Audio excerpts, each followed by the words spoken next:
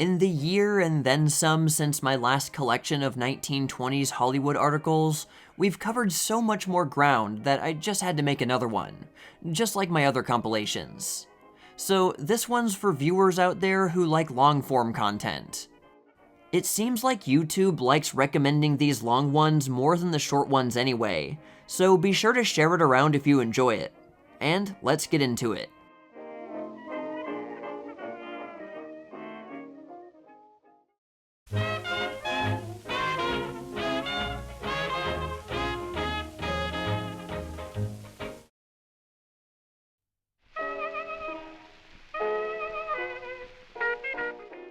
Mary Got Her Hair Wet by Adela Rogers St. John's.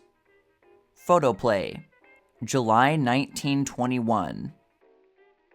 We were sitting about a corner table at Sunset Inn. It was photoplayers' night, and it was getting late. Suddenly, there was a commotion near the door. People were craning their necks to see. We decided the place was pinched and began to think up phony names. But we discovered that Mary Thurman had just come in. They were looking at her hair. One afternoon, we were in the dressing room at the Alexandria. A crowd had gathered in one corner. Everybody was talking at once to some girl. We wondered if she had been drinking wood alcohol. She hadn't. It was Mary Thurman. All the nice tea-drinking ladies were looking at and talking about her hair. On a Saturday afternoon a few days later, we walked into the Ambassador for tea, Mary Thurman and I. Everybody turned around to stare. I wondered frantically if I had forgotten my petticoat. "It's only my hair," said Mary Thurman patiently. While the waiter disappeared on the quest of the orange Pico, I examined this interesting hair. Some people are famous for one thing, and some are famous for another. Mary Thurman is famous for a number of things, including the way she used to look in a bathing suit. But it is chiefly her hair that makes you feel like you were riding in a circus parade the way people act.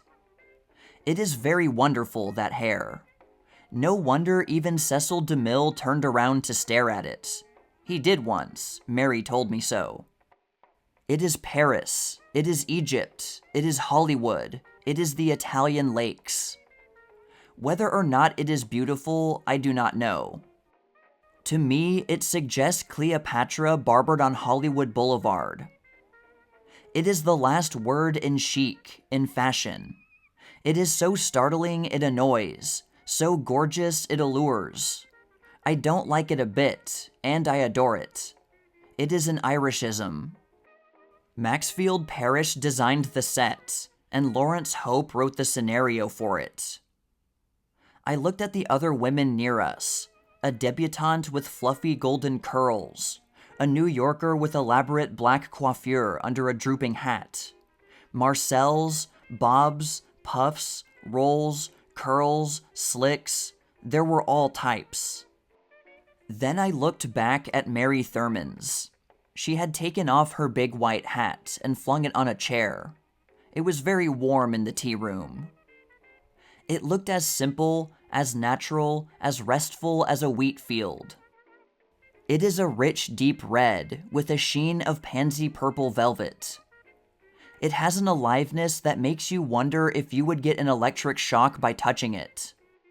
Cut across at the nape of the neck, just below the ears, straight across in a long, heavy bang on the forehead, it looked as smooth as whipped cream. Straight as an Indian boy's, it was as exhilarating as a rare perfume. And oh, what a comfort, to run a comb and brush through your hair and have it done.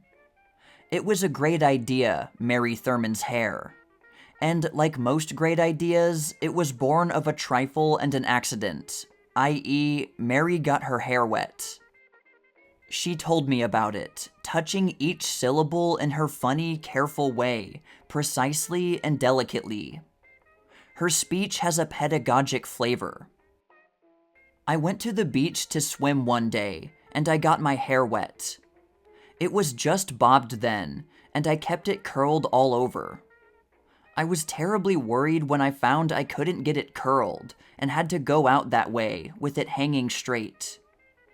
When I came out, everybody piped up and said, "Why, Mary Thurman, why don't you always wear your hair that way? It's so becoming and perfectly stunning." I decided to try it. When I got home, I just took the scissors and cut these bangs, trimmed it straight all around, and here I am.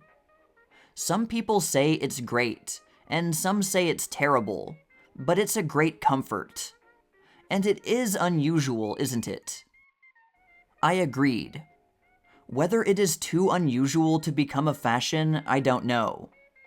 I looked about and saw only one other woman in the crowd to whom I thought it would be becoming. A tall, dark girl in sport clothes, with very fine eyes. She is a strangely passive little person, Mary Thurman. But as you look at her, you think of the old adage, "Still water runs deep." Fate has played some strange tricks on Miss Thurman of Salt Lake City. Little Mary the school teacher. Yes, she was a school teacher. I beg your pardon? Oh, but she was. A regular, honest-to-goodness school teacher. She is a graduate of the University of Utah. She married a college professor, too, when she was 16. But they had, as Mary shyly confided, about as much in common as a rabbit and a boa constrictor. So they parted. She made a vacation trip to California, and fate picked her up and set her down on the Mac Sennett lot, which wasn't exactly the place you would have picked for a school teacher. Right now, I think Mary is waiting for fate to pick her up again and do something. She has just completed her contract with Alan Dwan. She has gained dramatic experience and poise playing leads with him. She thinks she is ready now to do big things. I rather agree with her. I never thoroughly understood Mary Thurman until I discovered her ancestry. She is half English, a quarter Danish, and a quarter Irish. She thinks like an Irish woman, feels like a Dane, and acts like an Englishman. For in spite of the hair and the figure that testifies of her Senate days, she's a prim, dignified little thing, is Mary Thurman. At home, she wears odd little frocks of her own designing, with long bodices, short full skirts, and rounded low necks. They suit her. She is never entirely comfortable in anything else. Up to this year, she made all her own clothes because she liked them best. I saw her at the theater the other evening in one of her own style gowns of sea green chiffon, copied exactly after a blue and white linen I'd seen her wear at home. She is an oddly colorful person, much more vivid and exotic in person than she is in mind. Her eyes, which are deep blue like a new baby's, have the Irish trick of growing almost black with emotion or excitement as the pupils enlarge. She is somehow like a gay little boat, floating on the stream of life, all gay flags and Japanese lanterns, and white wind-blown sails, passing with a bright carefree salute, but not quite sure of her course, not quite sure of the guiding hand on the wheel. And you can't help answering with a wave and a cheer for good luck as you pass.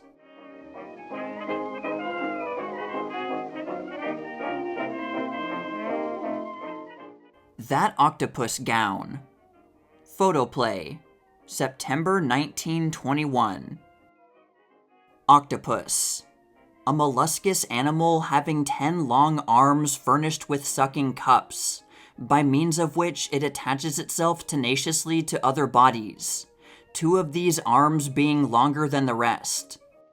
It is very dangerous to men, as when it once entangles them within its long, powerful tentacles, escape is practically impossible. It is known also as the devilfish, seizing its prey and holding them clasped against all opposition. Men have met death often in combat with the octopus. This is the dictionary definition. There isn't any definition, as yet, of the octopus gown. but the sartorial creation evidently possesses most of the attributes of its deep-sea namesake. We thought the last word in vamp gowns had been said, but that was before Claire West, special designer for Cecil B. DeMille, conceived the Octopus Gown, which is worn by B.B. Daniels as the wickedest woman in New York, which role she plays in The Affairs of Anatole. The gown is unique in that it lacks any feature of décolletage. You could make all the costumes for the Queen of Sheba from it, yet it is hailed as the most seductive thing on the screen. It is composed of exquisite pale gray georgette, upon which are fastened the arms of the devilfish in black chiffon velvet. The arms are outlined in enormous pearls, and the two enormous eyes in the black velvet head are also of gleaming pearls. The sheath effect beneath is of steel gray velvet. The headdress is of loose strings of pearls woven into the hair and fastened in front with a large jet buckle. It's a mighty deadly-looking piece of wearing apparel. Any man that ever gets within reach of those arms is never going to escape. But will anyone want to?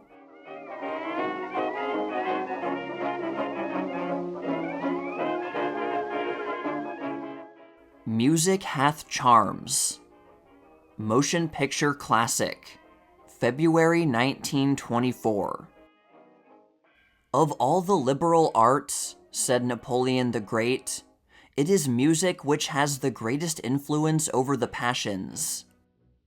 This pertinent comment is recalled as we contemplate an illuminating phase of the motion picture industry, which is the development of music as a technical tool, both in the filming and presentation of photoplays.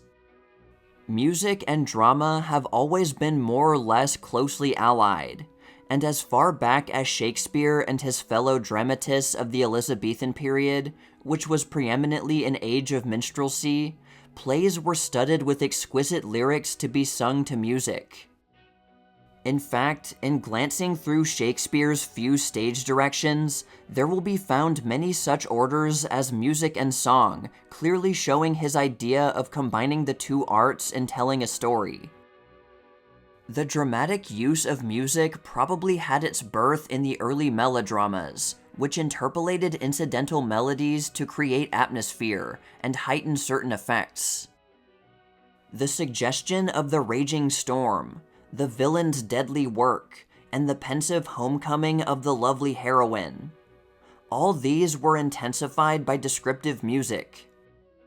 It glorified the love scenes, too, endowing them with the glamour of romance that even the cleverest actor and stage setting failed to meet. Every human emotion has its own musical note, or perhaps a combination of notes that coincides and emphasizes its meaning.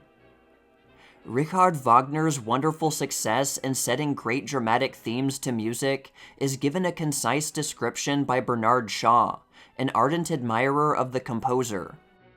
He says, "The main leading motifs are so emphatically impressed upon the ear while the spectator is following a strong dramatic expression that a requisite association is formed unconsciously. This is precisely what is being done today in motion pictures." To Geraldine Farrar is given the credit of first realizing the tremendous aid music brings to actors and directors in their work before the camera.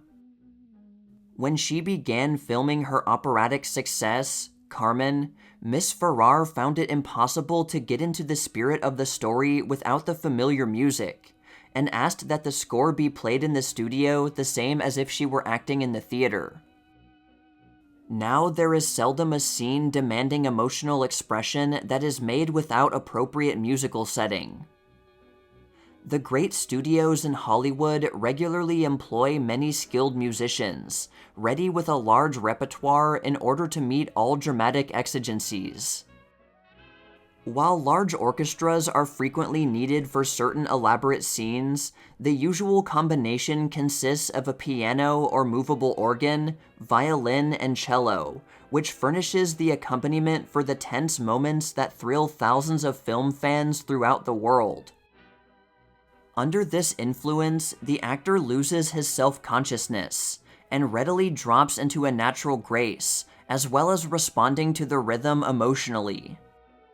It quickens the blood that warms the heart, and though the wise ones insist that its appeal is only to the emotions, never binding the intelligence, for it carries no definite ideas, it certainly creates eloquent backgrounds upon which the sentiments and passions play. Cecil DeMille keeps a violinist on his payroll the year around, and uses this music for every scene. When the occasion demands it, he adds other instruments. This he does entirely for his players, and he allows them to choose their favorite selections. He believes, however, that music lessens the director's critical capacity, which should be ever active, and I have seen him many times sitting with his fingers in his ears as he watched a scene being filmed to the seductive music of a splendid orchestra. For this reason, too, Mr. DeMille insists that his players keep their voices pitched very low. He does not want to be swayed by the quality of their tones, which form a subtle avenue for emotional expression, and one to which he is peculiarly susceptible. He often tells his cast, "Remember, cameras have no ears. Act your feelings. Don't be content to speak them. When the picture is shown on the screen, it must stand on the acting and nothing else." In his new mammoth production, The Ten Commandments, music has become one of the several fascinating elements in the upbuilding of the various periods in which Mr. DeMille seeks to interpret the Mosaic Law. Fred Niblo always has music when directing his masterpieces. In studying the reactions of his actors to this influence, he has made a significant discovery. Said he, "I find that women respond far more readily to melodies played in the lower register, and men to those pitched in the treble. This is but the natural psychological attraction of masculine and feminine in tone. With an 8-piece orchestra playing the dramatic arias from Pagliacci as inspiration for a series of tragic scenes being made by the strolling players in his new production, Scaramouche, Rex Ingram stopped to remark that everyone responds to music to some degree. I know little of the technique of this art," said Mr. Ingram, "yet a Wagnerian opera stirs me tremendously.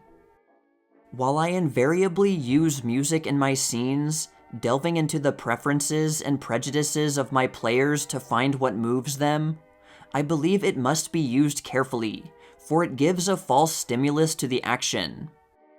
Sensitive natures depend upon the emotionalism of the music to carry their scene, rather than their own acting. They are so swayed by the rhythm that they think they are expressing it through pantomime, when in reality they are merely feeling, and their body is placid." The many-sided brilliance of Erich von Stroheim would naturally include a knowledge of music. He plays the violin like a professional, and brings to it that vitality which characterizes his other achievements. Understanding music and human nature so perfectly, this genius arranges his music scores as he plans his continuity, practically making an opera of his pictures while filming them. Marshall Nealon plays both the piano and pipe organ, and as he shouts "shoot" to his cameraman, he calls the name of the selection he wants played to his orchestra.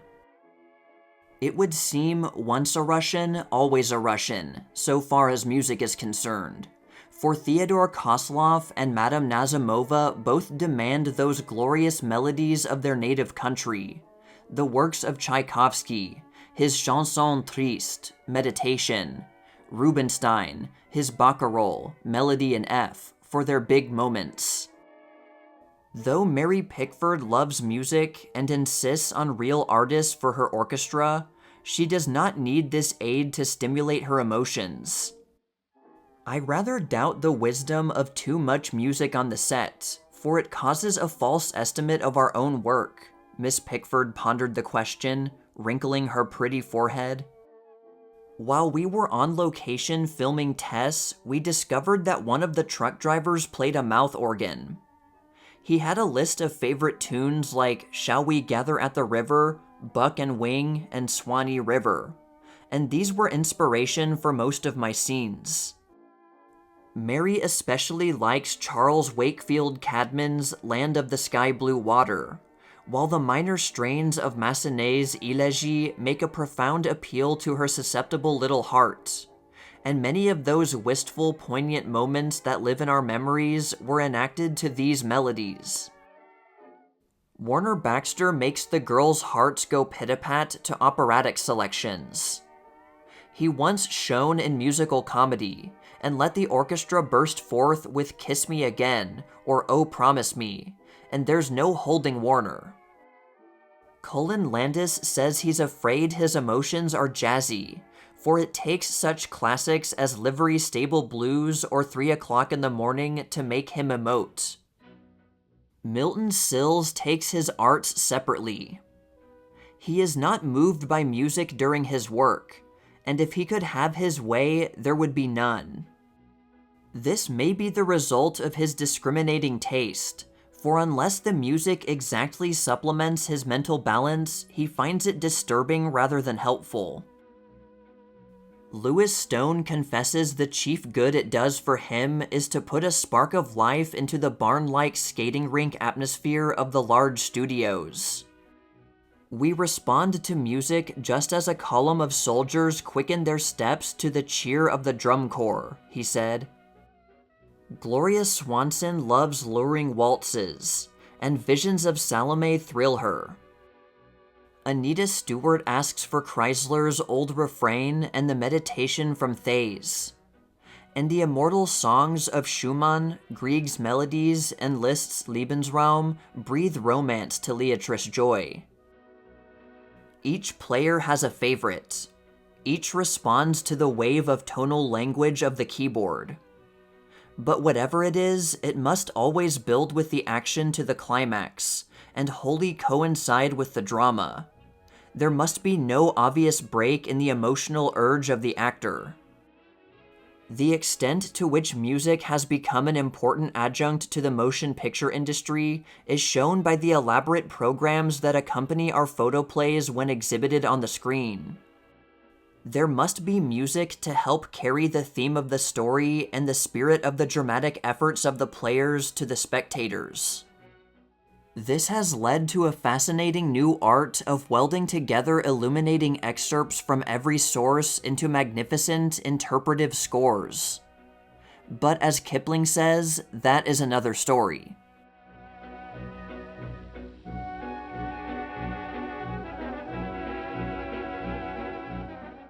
Before we get into the article, just a warning that some of the author's comments toward Japanese people can sometimes be a bit offensive to us in the modern day. And because this is an article in a movie magazine, the quotes in it might be fabricated, and there's probably some exaggeration. But this is why I wanted to do a read-through of it. Japan's film industry in the 1920s is not really that well understood, and there's a good reason for this. Japan's silent film history has fared even worse than America's or that of European countries. Various estimates say that between 75 and 90% of all American silent films are lost. But I recently read a statistic that of all Japanese films before 1930, only about 70 are known to have survived. In the 1920s, Japan made about 7,000 movies. That means we only have about 1% of that film output. The 1923 Kanto earthquake and the widespread destruction from World War II are big reasons for this loss. So information about 1920s Japanese movies is hard to come by, which is why I try to share anything I can find. This article features photos of Japanese actors and actresses, and some movie stills. And I've labeled the names in the photos from the names given in the original captions. A lot of these people's film legacies have been wiped out, but at least their names can live on in this video. But anyway, let's get into it.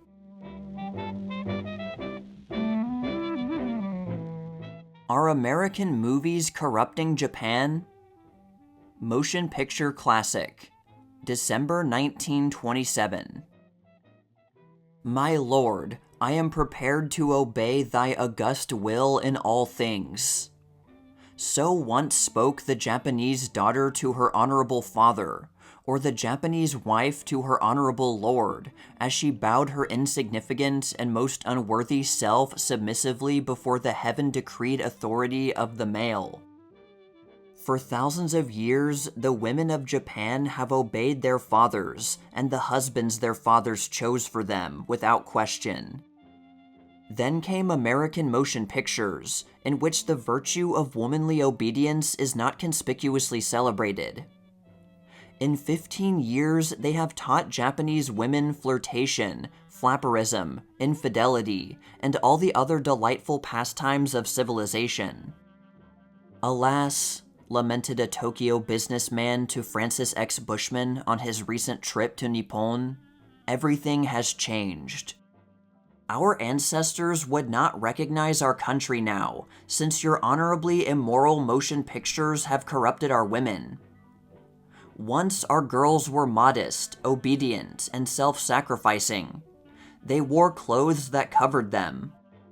Now my own daughter wears silk stockings and high-heeled shoes, and when I tell her that I have chosen a husband for her, she laughs at me and answers me, her father, that she will not marry a man she does not love. She goes to the theater and learns about this miserable love from your augustly immodest pictures. I forbid her to go, and she disobeys me. Japan is changing now faster than it has changed in 10,000 years. It is becoming Americanized. It is learning American sins. Francis X. Bushman is perhaps the most traveled man in the movies. He has visited 37 countries, with the true traveler's delight in seeking change of custom and ways of living. And he has returned from Japan, lamenting the influence of Hollywood movies upon those whom we quaintly refer to as the heathen. He traveled from the great commercial cities to the remote country towns, from island to island, and everywhere, even in the farthest districts, he saw flaring posters of Hollywood movie favorites clasped in passionate embrace, or engaged in desperate struggle. Pola Negri cast provocative glances from garden walls. Clara Bow kicked flapper heels on quaint tea houses. Sometimes, on closer inspection, Pola proved to have slant eyes, and Clara to have oriental cheekbones, for the native Japanese picture stars are earnestly imitating their American confrères, adopting their costumes and copying their mannerisms. The popularity of slapstick and sex appeal is driving the true Japanese drama from the screen, Bushman says. Their plays and pictures always dealt with the legends of Japan, the tales of the gods or traditional heroes and historical deeds of valor. Dramas of love were unknown, because love as we mean it, courtship, intrigue, passion, were unknown. The parents arranged the marriages. The young people never saw each other before the ceremony, so there was no need of flirtation. Women did not try to attract men by their glances or ways of dressing, and men did not use chic methods to win a girl's heart. We think we are civilized, but a Japanese man considers that our women dress indecently, with the avowed intention of arousing men's interest by their short skirts, silk stockings, bare arms, and crossed legs. And now they are horrified to find their own women adopting American styles. Most of the Japanese picture actresses dress like our stars. They copy Gloria Swanson's most exotic evening gowns and Colleen Moore's sauciest sport clothes. The Japanese actors imitate our Western stars, or slick their hair back into a pompadour and try to look like Valentino. As a consequence, the streets of Tokyo and Yokohama are filled with natives wearing European clothes, which are extremely unbecoming to most of them. The women are beginning to bob their huge coils of hair and use pink and white powder on their faces. And worst crime of all, Mack Sennett comedies have introduced American bathing suits on Japanese beaches. Our motion pictures are making the Japanese self-conscious, Bushman declares. In utter innocence, men and women in Japan have always bathed together, nude, in the public baths or beaches, without a thought of evil. Even after the shocked protests of the missionaries resulted in wooden partitions between the sexes at the larger watering places, the Japanese, naively, built the partitions down to within a few feet of the water, and left an open space so that people could still see and talk to each other.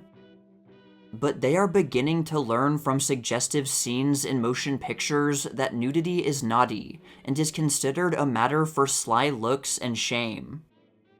The orgy scenes scattered so freely through our picture plays have taught them their lesson of the knowledge of evil, and they are adopting fig leaves, American fig leaves, which are very unbecoming to the squat Japanese figure.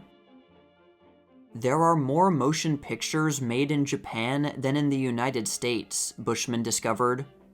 37 companies are at work all the time, and there are 100 fan magazines. Half of the Japanese movies are made in native costume. Some of these depict the deeds of legendary warriors and are filled with conventional sword fighting and ceremonials. In the rest, the players dress in European clothes, use foreign furniture for the sets, and act in Hollywood style. The plots of the pictures are either the same as ours or imitate them closely, being built around a love story, filled with seductions, infidelity, jealousy, and passionate lovemaking on the Gilbert Garbo order. The name of a recent feature, One Young Man and 5 Women, shows distinct DeMille influence. The motifs of our pictures are almost all totally foreign to the Japanese viewpoint, Francis X. Bushman points out. Take the Eternal Triangle, for example. What would we do without it in Hollywood? But we have literally taught Japanese wives to be unfaithful. Such a thing was never dreamed of before in a country where family worship is traditional, and women have always bowed down before men. Our pictures, he continued, have shown them wives deceiving their husbands and falling in love with other men. Now, they tell me, Japanese women are beginning to leave their homes and neglect their children in an effort to find and enjoy the attractive freedom they see on the screen. They have discovered that almond eyes, which have always been respectfully lowered, can flash as coyly as any other eyes. We send missionaries to Japan to teach them our civilization, and then we send movies to show them that civilization in action. The Japanese are a clean, happy, and courteous people who never quarrel among themselves or indulge in vulgar fistfights. They are kind to children and animals. In American pictures, they see children abused, men fighting like brutes, vamps deliberately luring men, wives carrying on clandestine flirtations, and young people petting and necking. In Japan, people do not touch each other. They do not shake hands or embrace, and kissing is absolutely taboo. Or it was until we showed them how to do it in close-up clinches of high-priced screen lovers. Dancing between the sexes was unheard of in Japan until our motion pictures introduced the Charleston and Foxtrot. Now there are dance halls in all the large cities, where Japanese boys and girls wiggle and clutch each other almost as tightly as the extras in cafe scenes in Hollywood movies. In a Japanese picture show, the interpreter is an important official. He sits on one side of the screen and explains the action of the picture to the audience. Once, he spoke of brave deeds done long ago, of heroes, of duels for honor, and acts of piety toward one's ancestors.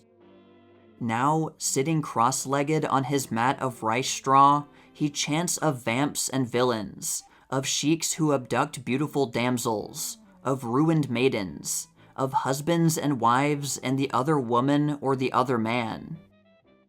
The stars of Japanese picture companies flock to see the new American movies and study the acting of their favorite American stars.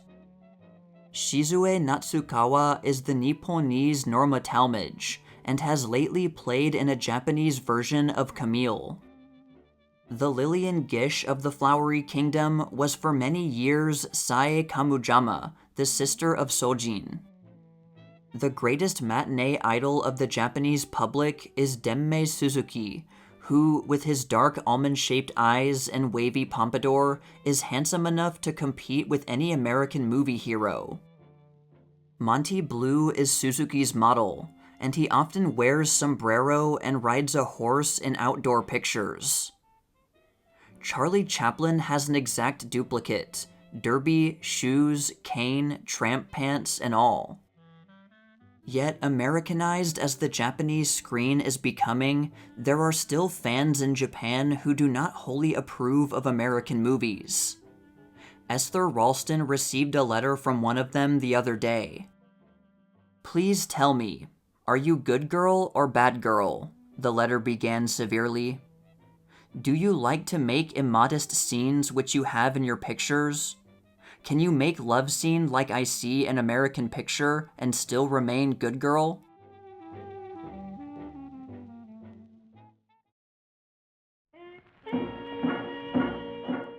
Arbuckle's Plea for Another Chance.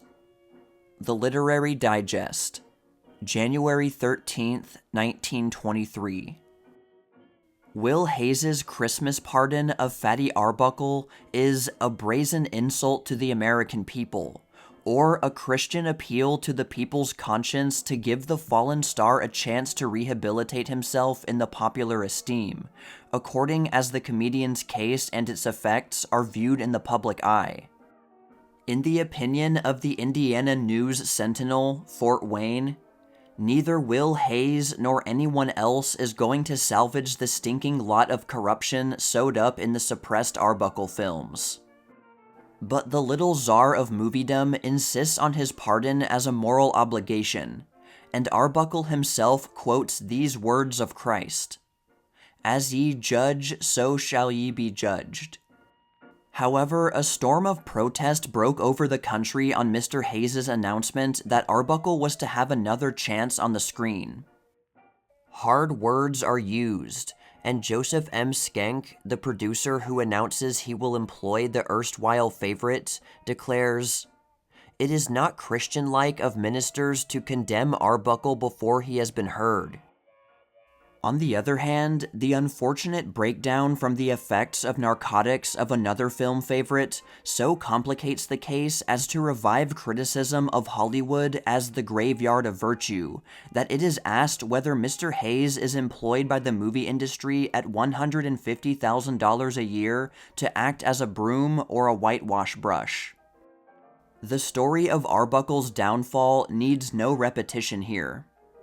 A night given over to orgy in a San Francisco hotel, the death of an actress, 3 trials before acquittal on a murder charge, an acquittal, however, which is said not to have removed the odor of scandal, and the rotund idol who had tickled millions with his antics was found to have feet of clay.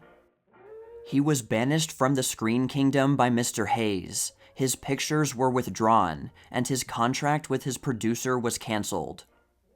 Now he is to come back, if he can, and public opinion is to decide.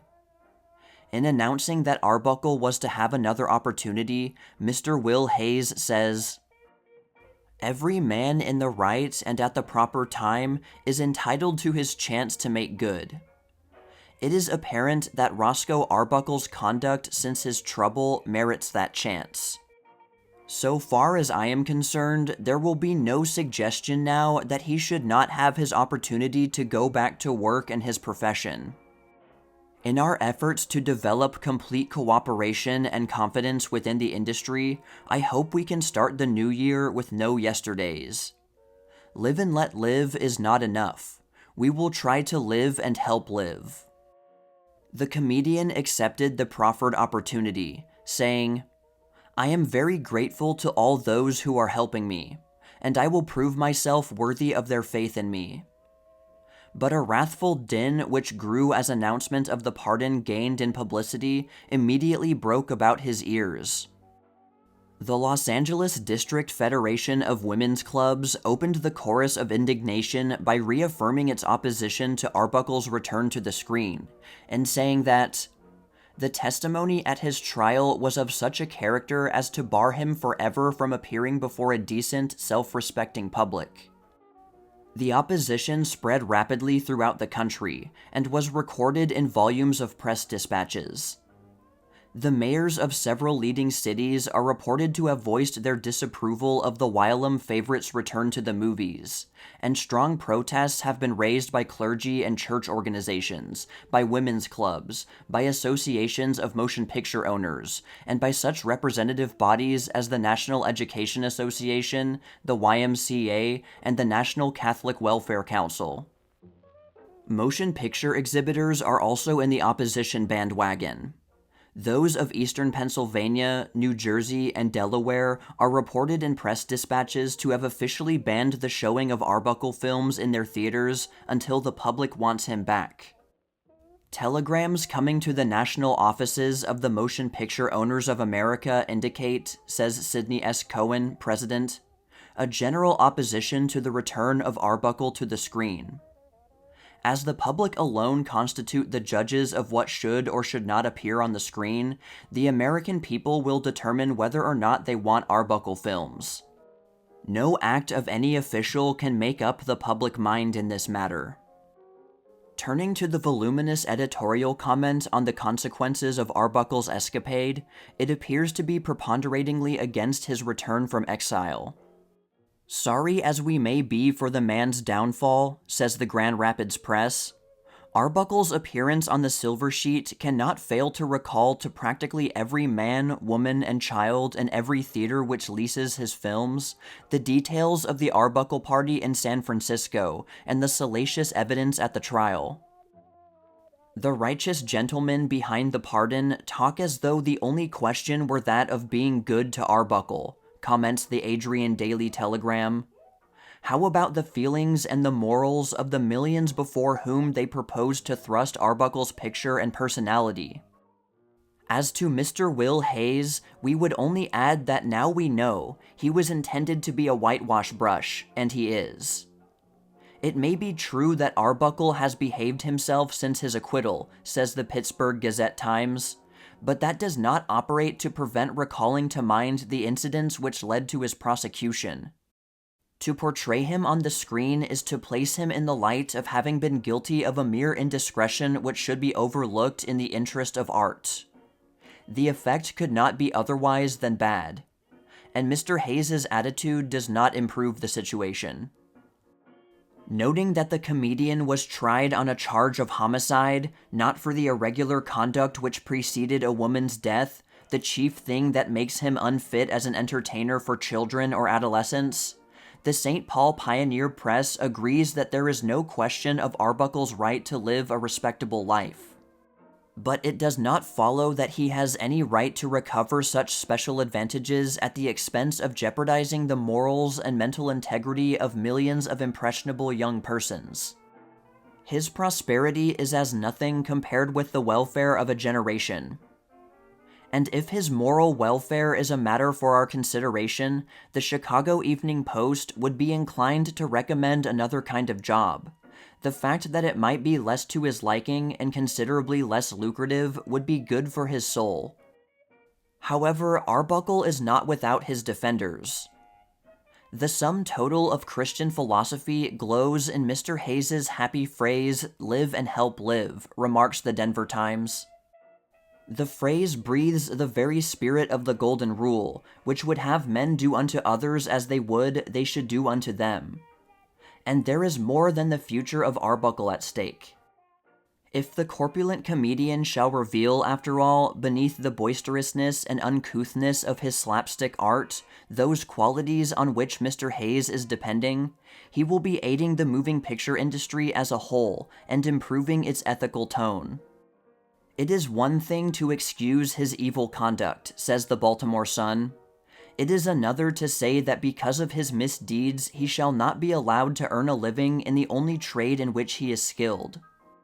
If we assume to carry our judgments to such an extent as this, we shall certainly, if not in this case then in others, be responsible for much injustice and injury.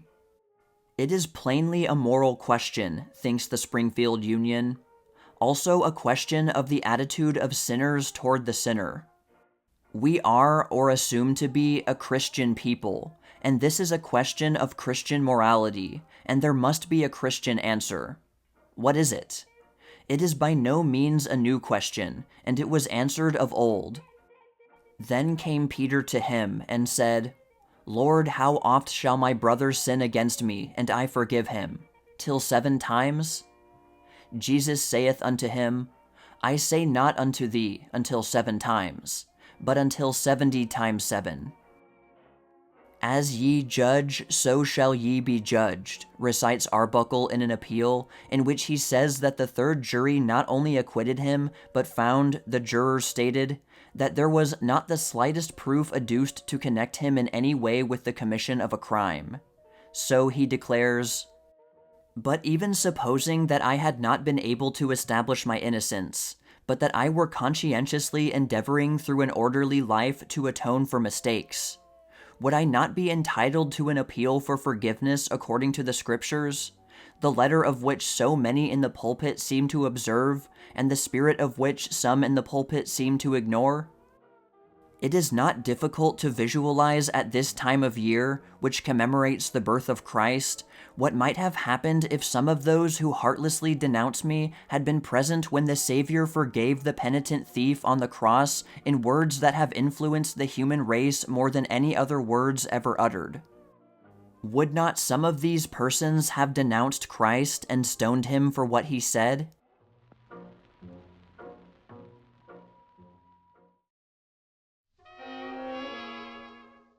The War Orphan. Philippe de Lacy becomes the Prince Charming of Hollywood. By Val Jo Don. Photoplay. July 1928. Of course, you've been told that Hollywood is a remarkable place, where anything at all can happen, providing it is impossible. Well, let's walk down Hollywood Boulevard and see what we can find to exercise our imaginations. Let's go up on that hill. See, beyond the bank. It's only 3 blocks away.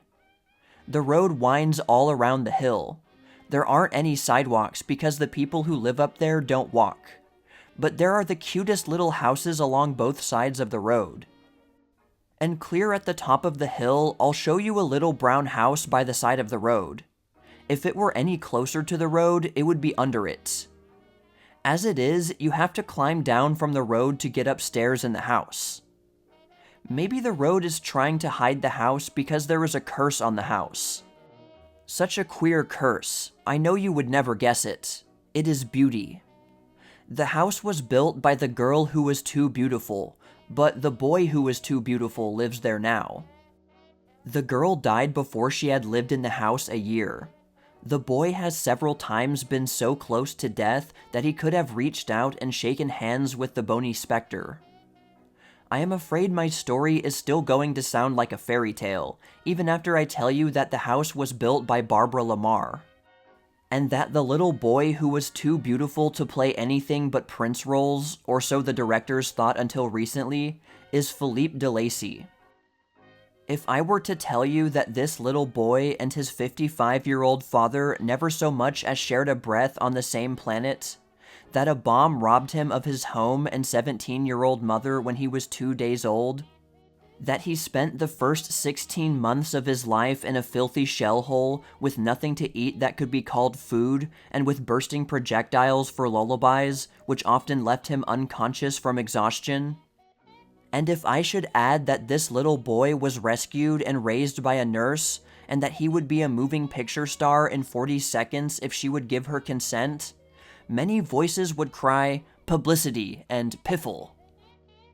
If I should publish the fact that the ugliest bit of humanity on record, a 10-pound, 16-months-old baby covered with running sores, every joint of his body swollen with the worst case of rickets a child could have, grew into such a beautiful boy that America's sweetheart tried by every means at her command to adopt him, I should expect to be sued for plagiarizing from Hans Christian Andersen. If I should go on to claim that the young physical wreck, who was so nervous that no one could even approach him, is now the most unusually normal boy in Hollywood, despite the fact that his fan mail can be measured only by the bushel, even if I just said that the baby whom the nurses of a children's ward in Lens spent half their time trying to keep tied up or fenced in was a professional artist model 6 months later, I would be banished by the most tolerant exponents of free thought. I might tell you of a baby who was considered a very undesirable citizen by English passport officials, until a 20-franc note was cleverly conveyed to the proper itching palm. I might mention that he was confined 5 days at Ellis Island with his adopted mother, who, as a nurse, had worked 25 years in New York and joined the Women's Overseas Service Corps at the beginning of the war. Possibly, I could convince you that the two were saved from deportation only by a telegram which went astray. But if I attempted to prove that this baby boy, who was grudgingly admitted into the United States, was the same who became the greatest emotional child actor on the screen, if I did, I should fully expect someone to bring forth a sledgehammer and plead insanity as a motive for the murder, but not insanity on their part. However, you can credit that statement about emotional actors to Pola Negri, who ought to know her emoting onions. She added, "I don't mean someday, I mean now." Just for good measure, and as a final wallop to your credulity, I will say that Philippe de Lacy was discovered by Geraldine Farrar before June Mathis discovered Rudolph Valentino. That he has been in more features than Lon Chaney has faces. And that by his remarkable screen portrayals, he helped put more pictures on the 10 best lists last year than any other child actor. Philippe is a goldmine for the biographer who wants astounding and unbelievable material. But he is the despair of a reporter who wishes to appear honest in print. Columns about his origin and life have been made up out of whole cloth so that they would at least sound reasonable. As a matter of fact, he has no press agent, which statement in itself smacks of a publicity gag. The public may not realize he is so good that only his poorest scenes are left in pictures. Directors know from experience that it is absolutely dangerous to put him in an emotional scene with the most famous adult stars. No one looks at the star. He has played in support of Barrymore, Pickford, Negri, Jannings, Garbo, Gilbert, and on down the line. And more scenes of stars have had to be cut because Philippe de Lacy was also in them than you could count on a centipede's toes. Not that they don't like Philippe, they shower him with gifts and praise, but business is business. At first, he was just a baby, which was alright, and sometimes necessary, even in pictures. But now he is an emotional actor, a rival for dramatic honors of the big names in any cast which includes him. That is different. So they give him a set of books to read while they get busy with the scissors. He has been offered contracts which would have made him rich, but Miss de Lacy has not let him star, because she wants him to have the abundant contacts and experiences which can be acquired only by freelancing. I guess it's up to me now to coordinate the startling facts alluded to a few paragraphs back. It may have been rash to reveal that a baby baptized with gunfire somehow lived and developed the greatest natural dramatic talent ever found in a child, as Ernst Lubitsch emphatically puts it. Perhaps I can redeem myself by suggesting some slight explanation. The easiest way out is to attribute one astonishing fact to the other, which accounts for everything. Simple, isn't it? Famous actors have said that the highest type of emotional acting is often made possible by remote personal sorrows. Nature must precede art.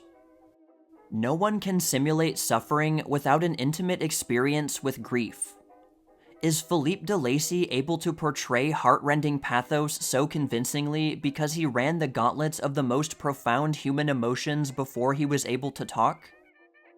Baudouin says an artist of any kind, even when he believes himself to be objective, is usually expressing a subjective reality, more or less unconscious. Does that sad wistfulness which can put the throats of a whole audience out of commission date back to a battlefield in France? And good old Freud comes to my rescue with, the emotional experiences of childhood exercise a predominating influence on later development. Philippe has forgotten more crushing horrors than the average press agent can think up. Does that explain why he is emotionally on a plane with the greatest actors who ever lived? Or was he born with the divine spark and protected by a power opposing fate in order that art might have his contribution? Take your choice, psychology or fatalism. Miss de Lacy insists that he isn't a genius, but if she will read Havelock Ellis on the subject, even she will have to admit that Philippe has plenty of symptoms. Genius, according to Mr. Ellis, thrives most luxuriantly in the first male child born to parents with a considerable discrepancy in age. He is often delicate or extremely ill in youth, but grows robust later. And he is a brunette. Page Master de Lacy. At any rate, genius or not, from that putrid shell-hole in Lorraine came a masterpiece of beauty, the subtle delicacy of which is too fine to be captured by the camera.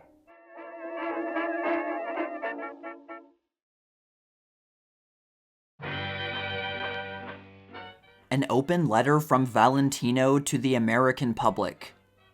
Photoplay, January 1923. To my dear friends.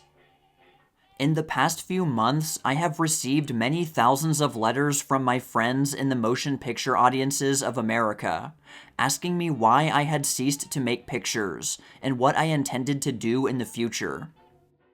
The newspaper reports of the court proceedings were for the most part unfair and ridiculous. I was pictured as highly temperamental, as grasping for money, and they made much out of certain little incidents brought out at the trial to prove that I had been unjustly treated.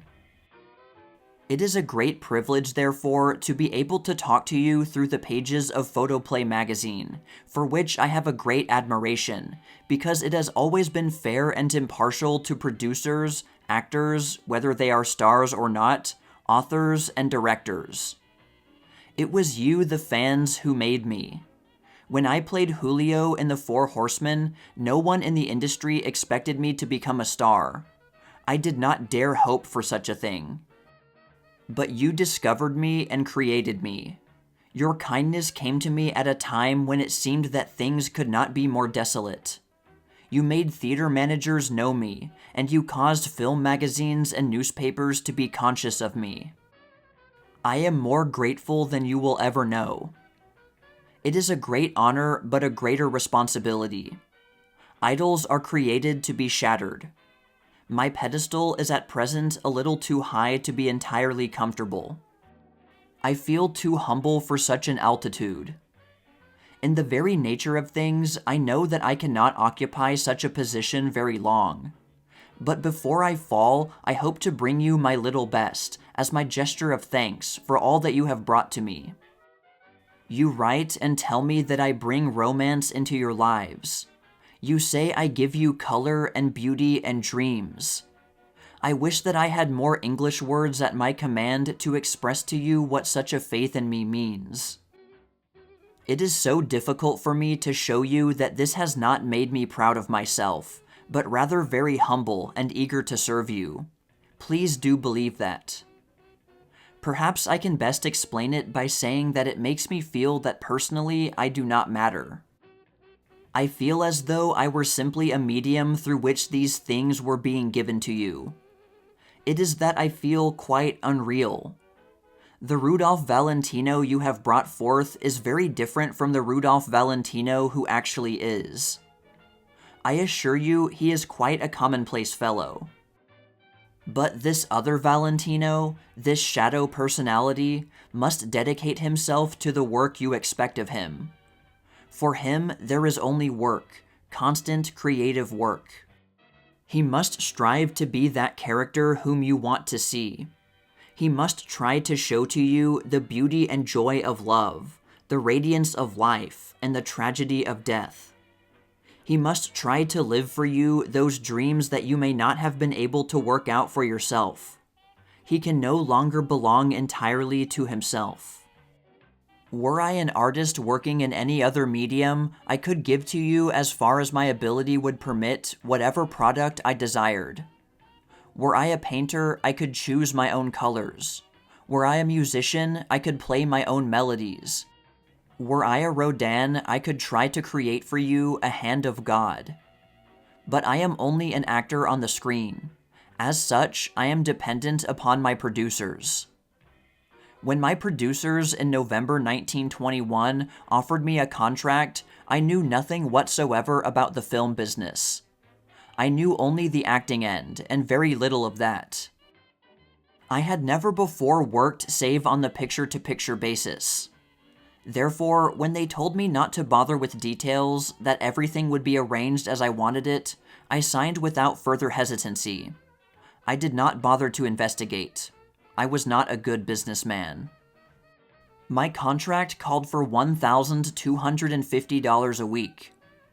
After I had paid for many of the clothes to be worn in my pictures, and every actor requires an extensive wardrobe of expensive clothes, and had answered thousands of fan letters every week and sent my pictures when they were requested, you can imagine I had very little left. But even at that, I was willing to go on at the same salary if they would permit me to make real photo plays, instead of making cut-and-dried program features that can be hacked and torn and compressed into a given number of feet of film to fit so many cans, like so many boxes of sardines. I was not temperamental. I was not grasping. I do not consider myself a great actor yet. But I did have in me a deep feeling for the art of the motion picture, gratitude to the public, and an overwhelming, almost terrifying feeling of my responsibility to continue to appear in good pictures, and to continue to be worthy of the praise that you heaped upon me. When I was offered $7,000 a week by the same producers if I would go back to work on the cut-and-dried program picture basis, I refused it. And when I refused it, I agreed to go back to work on my old salary if they would permit a certain writer and a certain director to have the last word on the pictures to be made. I tried to withdraw my personality from the controversy entirely. These two people are recognized by the producers as fair-minded, capable craftsmen and artists, but they wouldn't even agree to that. When I saw The Young Raja, the last picture in which I appeared, and on which I worked day and night, I felt I had raised the issue one picture too late. I was terribly disappointed in it. I felt sick. I appreciate that the producers have a problem. If they turn out program pictures, all of equal length, and all to be run the same number of minutes, and all supposed to cost approximately the same, some cannot be as good as others. But I felt it was an imposition to put me in weak stories in order to bolster them up, just because the public had shown a disposition to flock to see those in which I appeared. 3 or 4 pictures of this kind would kill me. You would say, "We thought Valentino was great. He isn't so good." While, as I said, I am not selfish for money, money means very little to me, and I have gone without it long enough to be used to it, I am selfish in wanting to make good pictures. I don't want to be a cog in a machine that grinds them out in a cut-and-dried fashion. Art cannot be measured by inches. I say today that if this company will permit the writer and director in whom I have such confidence to have the last word on pictures in which I appear, and run them story length, If they will give me the contract I thought they explained to me I was getting in the first place, I will go right back to work. But I won't go back to work unless they let me make good pictures. My salary of $1,250 a week may seem like a great deal of money, but it is actually less than the salary of any other prominent star on the screen. Mary Miles Minter gets $8,000, Norma Talmadge $10,000, William Farnham $10,000, Thomas Meighan $5,000, to mention but a few. And if they were not worth it to the companies they work for, the companies would not pay it to them. If I continued on the old basis, I could not be true to myself nor true to you. There is a clause in my contract that prevents my doing any other work whatsoever, so while I am fighting this case, I cannot even become an undertaker's assistant if I should want to. I believe, however, that I am going to win. My debt of gratitude to you is very great. I have faith in the kindliness of your hearts. Sincerely, Rudolph Valentino.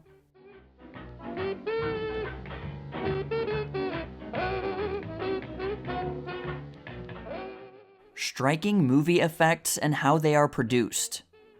Midweek Pictorial, May 20th, 1920.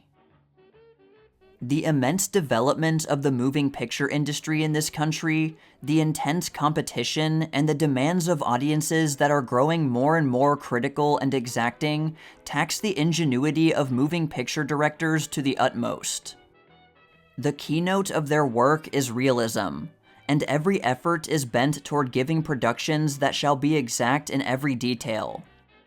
Scouts are sent out all over the country to find the appropriate settings of woodland or prairie or stream that the pictures may demand. Whole towns are built at great expense, and perhaps burned or blown up, making a total loss. In some cases, however, cities, streets, and buildings have to be made in the studios, and the ingenious ways in which these are made realistic is shown in the pictures on this and following pages. Photo caption: exact reproduction of the Main Street of Lexington, Kentucky, as it appeared in 1850. Utmost care is employed in keeping all the old landmarks, so as to avoid criticism by those who knew the city. Few of the spectators who watched the unfolding of the Jekyll and Hyde story on the film had any idea that the picture at the left was anything but a photographic reproduction of an old London street. As a matter of fact, it was created wholly in a New York studio. Every detail of the street and the old buildings bordering on it was reproduced with the utmost particularity. The perspective and the lighting effects deepened the impression of realism. The buildings seem to be made of brick, but they consist only of wood and plasterboard, skillfully painted and showing the signs of time that the picture required. The very cobblestones in the street were made of wood. In this picture, the street is seen in course of construction, with carpenters and other mechanics working under the eye of the director. Night scenes in large cities, often shown with thrilling effect on the screen, are commonly and easily constructed in the studio. The picture above gives a striking impression of realism. Nothing is overlooked that would contribute to this effect. The signs on the buildings are in evidence, and the lighting effects are so arranged that lights can be shown in the rooms of buildings either separately or together. Even the advertisements on the buildings are carefully reproduced. This is the way the preceding picture was produced, together with the man who produced it. It will be noticed that although he is less than 6 feet in height, he seems to be almost as tall as the skyscraper against which he is leaning. The group of buildings about him have been constructed by him with the most scrupulous attention to detail. When they are all completed, the scene is set, and the director, the electrician, and the operator do the rest. In out-of-doors scenes, the sunlight may at some stages of the play be falling on the backs of the participants when it is desired that their faces should be lighted up. To accomplish this, reflectors are used as here shown. Duplicating an Alaskan salmon cannery for winter scenes in the Silver Horde. The place was modeled in miniature and then filmed. Snow was needed, but salt was used. Noted on the windowsills. The illusion is perfect. In the production of the Silver Horde, where the scenes are laid in Alaska, snow becomes necessary. But at Culver City, California, where the play was filmed, there was no snow, so they used salt instead. The scene shows the Alaskan traveler driving his dog team through deep drifts to a partly frozen stream at the bottom of the hill, filled with floating cakes of ice. Into this, the dogs plunge and flounder. What they really do is to go down among cakes of paraffin after wading through drifts of salt. The salt has all the sparkle of snow and shows tracks and footprints, so that the illusion is complete. At right, the movie men are shown preparing the scene. Gondola scene in Venice with Elsie Ferguson in A Society Exile. At the side of the gondola is the director of the film, standing in rubber boots in the water.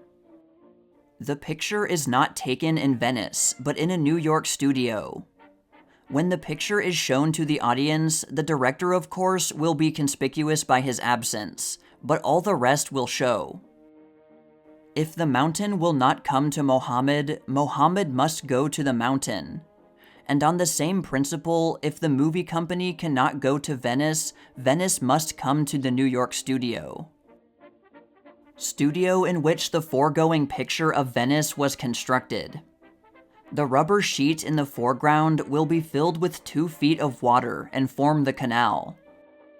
The scenic effect when shown on the screen will be so cunningly arranged as to give an impression of space, but it will really be compressed within the 4 walls of the studio. All the ingenuity of a veritable army of carpenters, painters, and electricians is brought into play to create the desired realism.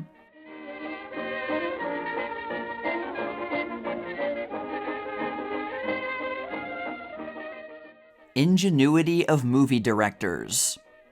Midweek Pictorial, June 10th, 1920. The British House of Commons does not permit pictures of that august body to be taken, but that does not prevent the movie director from making an exact replica of the building and eminent statesman as here shown.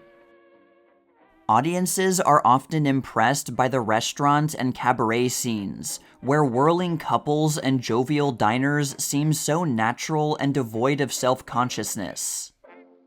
This shows how an exact duplicate of a famous Montmartre cafe was produced for a recent film. The most exact attention was paid to every detail, so as to secure realism. This is not a second-hand clothing store, as might be thought at first glance, but a corner of the wardrobe room in one of the leading moving picture studios. All sorts of costumes are hanging from the racks, while hats crowd the ceiling. Clothing worn by every race on the face of the earth is here represented. Shipwreck on dry land. The structure at the left is built to represent a steamer and is set up on the studio grounds. In the tanks at the right are tons of water that at the proper time rush down the chutes and give the illusion of giant waves. A wind machine provides the gale, while the rain machine overhead at left releases through pipes a terrific downpour. 20-foot wall being erected to be used as a prison wall in a convict film story. It looks formidable, with the cruel spikes at the top of the wall, but in reality, the wall is a flimsy structure made of plasterboard, with a light coating of cement, while the spikes are made of wood. The wall is seamed to make it appear gray from age. Not all the pictures are pretense, for sometimes artists of the film travel thousands of miles to get the real atmosphere for their productions. Marie Wallkamp is here shown really in Japan, arranging with genuine Japanese coolies to take part in a picture film whose scenes are laid in that country. She traveled halfway around the world for this purpose, so that when the film story was told on the screen, nothing in the surroundings could be criticized. In contrast to the preceding is the film of another story of the Far East, in which Ethel Clayton plays the leading part. In this case, the Orient was brought to America. Miss Clayton is seen at the left conferring with the director, Paul Powell, while in the rear, the actors in the scene are being grouped. In the foreground is the photographer waiting to do his part when the director signals that all is ready. An Oriental bazaar is pictured, and the store signs as well as the costumes of the actors are absolutely correct.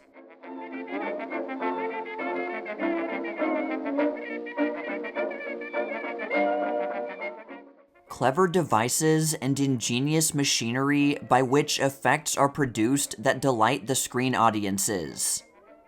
Midweek Pictorial, June 24, 1920. Material in a spacious studio at Los Angeles from which an elaborate suite of rooms can be constructed at short notice.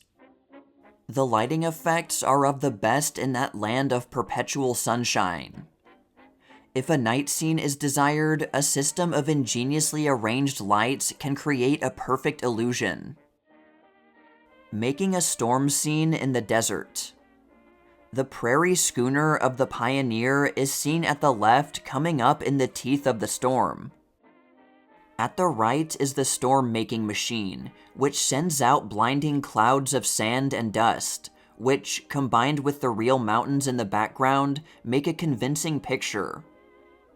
At left are directors and operators. Outdoor setting representing a small manufacturing town. The buildings in the foreground, viewed from the further side, seem to be solid enough structures, but from the rear it can be seen that they are only hollow shells. Often they are designed to be destroyed by fire or explosion, and it would be a mere waste of time and labor and material to make them more solid. Rain and storm machine used in the making of motion pictures. A powerful airplane motor is mounted on a truck with the propeller going at full speed. A tremendous current of air is generated that rises to the proportion of a gale. Water is thrown into it, and the effect created is that of a terrific storm of wind, rain, or hail. Reproduction of a street in the suburbs of Tokyo, Japan. Nothing is overlooked in giving an absolutely faithful reproduction of Japanese life.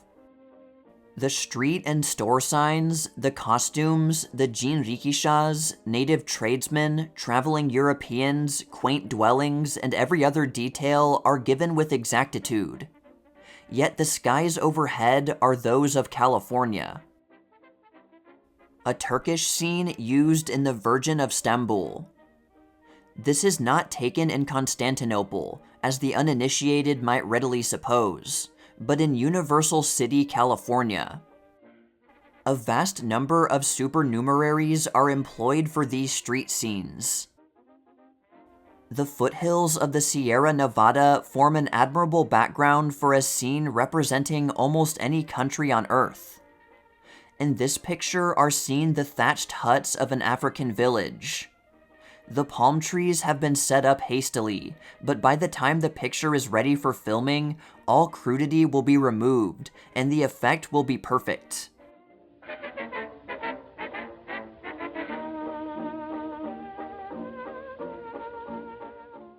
A Song of Hate by Dick Dorgan. Photoplay, July 1922. I hate Valentino. All men hate Valentino. I hate his oriental optics. I hate his classic nose. I hate his Roman face. I hate his smile. I hate his glistening teeth. I hate his patent leather hair. I hate his Svengali stare. I hate him because he dances too well. I hate him because he's a slicker. I hate him because he's the great lover of the screen. I hate him because he's an embezzler of hearts. I hate him because he's too apt in the art of osculation. I hate him because he's leading man for Gloria Swanson. I hate him because he's too good-looking. Ever since he came galloping in with the 4 horsemen, he has been the cause of more home-cooked battle royales than they can print in the papers. The women are all dizzy over him. The men have formed a secret order, of which I am running for president and chief executioner, as you may notice, to loathe, hate, and despise him for obvious reasons. What? Me jealous? Oh no, I just hate him.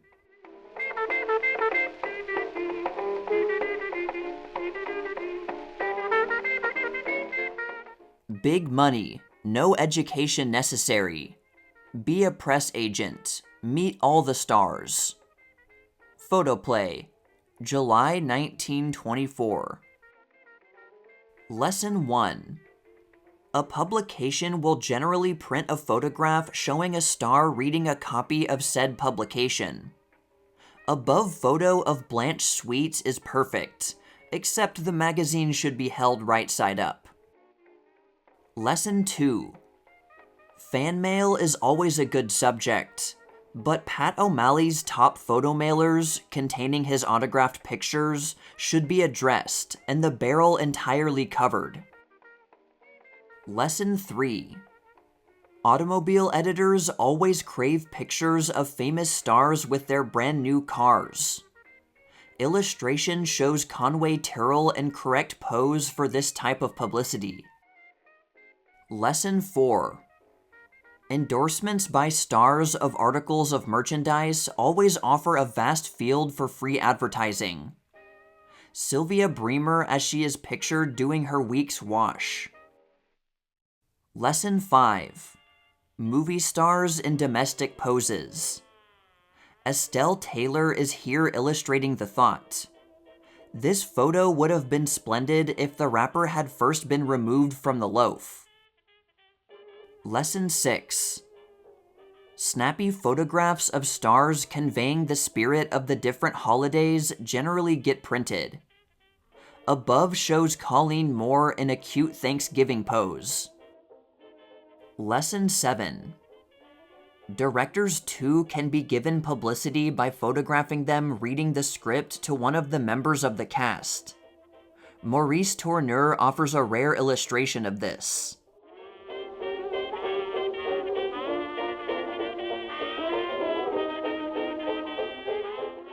A hoot for haughty landlords. Photoplay, July 1921. Not that Elsie Ferguson would ever let such a patois pass her lips. Still, her smile seems to say it as she stands in the door of her portable dressing room. Why should she care if the very rich gentleman who owns the apartment house in which she lives in Manhattan decides to buy 4 or 5 new washing machines for his wife? She fears not eviction, raised rents, or poor plumbing, for she can always pack her things and take permanent possession of the little house on wheels in Paramount's Long Island studio. Let the California film stars have their toy bungalows. Miss Ferguson is satisfied. Her house can be pushed from one part of the huge stage to another with little effort. When her presence is required in a new set, she simply asks Peter Props to push her dressing room after her. This system, of course, does away with the necessity of having to construct a miniature dressing room every time the setting is changed during the production of a picture. Observe Miss Ferguson in the bizarre East Indian costume she wears in her new characterization of a Russian actress, about to enter the trick dressing room.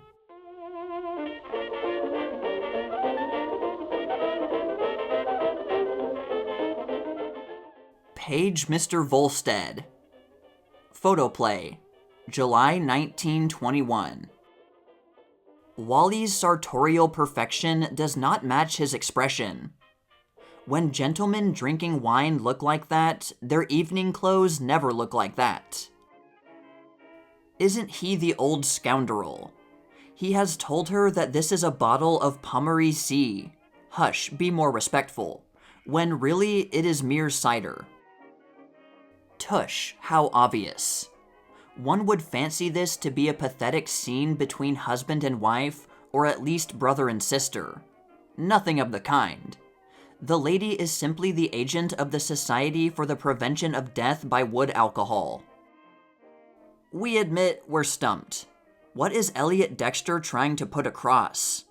Why the admonitory finger of the hypotenuse in this mysterious scene? But then, they drink the cursed stuff in any old manner nowadays. That's the way it is these days. One hurries into a law office or the stockbrokers and expects to hear bad news. Then there is a sly wink and presto, appears a tall black bottle, according to the movies.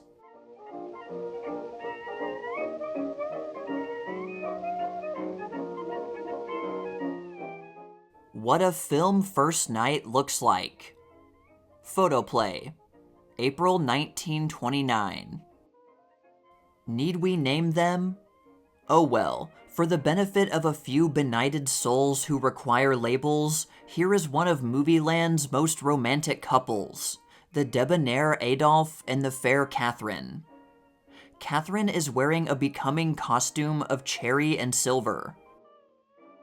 Bebe Daniels and Ben Lyon, whose engagement was recently reported. Bebe's costume is white and silver, a gorgeous setting for her dark beauty. She is wearing orchids. Bessie Love and Anita Page, two little troopers whose work in the Broadway Melody brought roars of applause and congratulation. Bessie, left, is gowned in the popular all-white, taffeta dress, ermine coat trimmed with fox. The only note of color is in her orchid bouquet and gold slippers. Anita is also in white, except for a dark fox fur. Her gown is tulle, her cape transparent velvet. Young Doug and Joan, the most are they engaged or are they married couple in Hollywood. Eddie Nugent is the jealous onlooker. Joan is the foil for all the white costumes. She's wearing clinging black velvet relieved only by pearls and a spray of lilies of the valley. Marion Davies, looking very dignified and lovely in a graceful rose and gold brocade wrap, heavily trimmed with sable, which almost completely covers her short rose chiffon dress. Her dainty gold slippers are trimmed with stunning rhinestone bows. Blue-eyed blonde Virginia Cheryl, a new star in the film sky, with Jack Gilbert. Virginia is charming in a dashing chartreuse velvet cape, allowing brief glimpses of her youthful moire dress. The dress is made with tight bodice and circular skirt.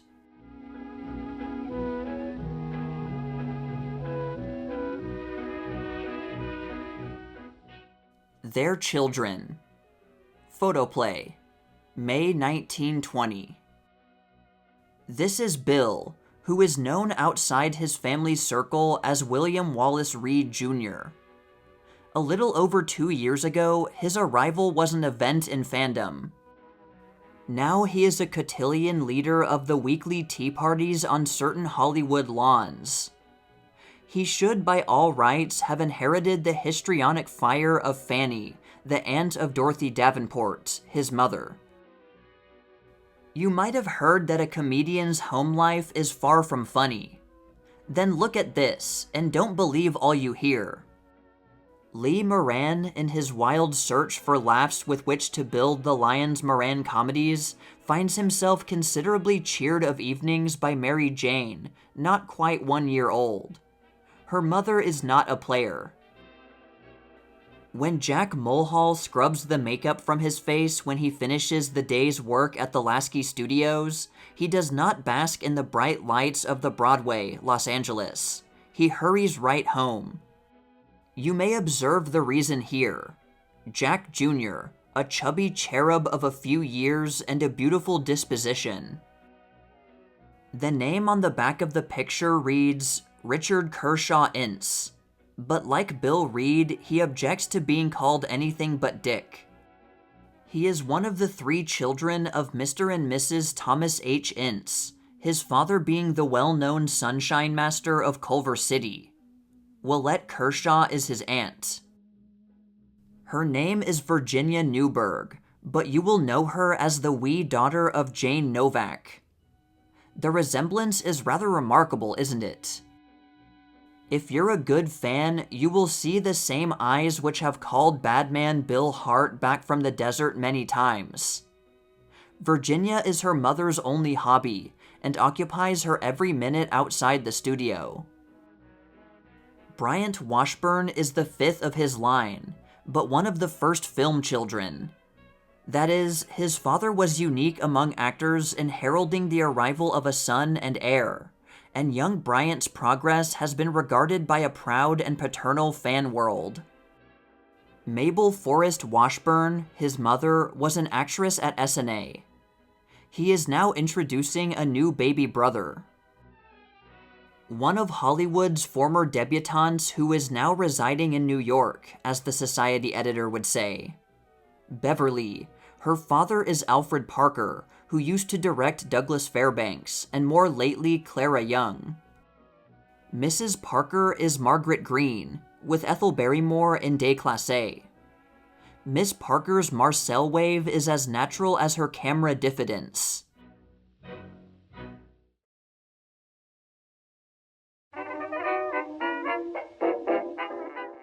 Gloria returns from France and brings a bit of Paris with her. Photoplay, September 1922. Paris is hardly aware of this new model. The foundation is white satin with black Spanish lace overskirt and bodice. The tunic of lettuce green silk net is box-pleated and edged with Valenciennes lace. Black moire ribbon forms the shoulder straps and streamers, and also the large rose medallion. Both hat and street suit are le dernier cri. The suit is black satin matelassé, with Russian blouse and circular skirt, with bone buttons. The wide straight coat sleeves are extremely new and popular for this type of suit. The hat is a double-draped Russian turban of Sierra straw, the drape forming a rosette on the side, covering one ear. It is fastened with a crystal pin. A street dress of white crepe de chine, knife-pleated and barred with hand-run thread. The sleeves express the very last word in French fashion, being drawn in at the wrist with narrow cuff band. The sash is of grosgrain ribbon, holding a corsage of calico chrysanthemums. Gloria is particularly fond of this headdress, which she found very much la mode in Paris. Judging from the effect, we don't wonder at her liking for it. It is of pearl and crystal beads, fitting close to the head. The novelty fan is of amber, with 4 sprays of white bird of paradise. Both are worn with the gown that is shown in the illustration. A callow evening gown of black satin, with very straight lines. This stunning model depends almost entirely upon its line and the richness of its material for an effect. Jet shoulder straps to the floor. Callow afternoon frock. Olive green and black brocade form the blouse. Sleeves and skirt drape of black crepe de chine. Girdle of green and black wooden beads. With this, Miss Swanson wears a black satin hat, folded back straight across the face and trimmed with osprey. The cane again. The very last word in theater wraps. The delicious full puffed and shirred sleeves, combined with the modern lines of the rest of the coat, give it that chic which is the aim of every woman of fashion. The wrap is of soft draping satin, with dolman shoulders and cord tassel fastenings. The color is taupe, with a satin lining of lighter shade. Just a softly draped negligee or tea gown of Delft blue crepe de chine. Long flowing sleeves and fringed panels add a touch of real elegance. A boudoir confection to dream about, or in. To wear at the races, at the dansant, or the matinee, nothing is more fashionable than this French wrap of pussy willow. It is of jade green and persimmon, with a batik design, pleated and folded to make the lines of the coat. It is lined with persimmon red, and the shoulder ornaments give a futuristic touch, persimmon and black wooden beads. Milady's wardrobe is incomplete without a quite simple gown for streetwear in the morning or early afternoon. This one is of gray crepe de chine, made with a tailored blouse effect. The skirt shirred to the wide belt to complete the plainness. It is finished at the bottom with the chic touch of a band of shadow lace. The turban is of very soft gray suede. Gloria is almost nun-like in this. Metallic chiffon accordion pleated as finely as it is possible to pleat gives this dinner frock a lovely, soft appearance that is very charming. The color is sealing wax red, finished at the bottom with cinnamon brown shadow lace, while the belt, drape, and neckline are composed of cinnamon brown moire ribbon. The dinner hat is a drooping effect in cinnamon brown accordion pleated lace, looped softly over the edge.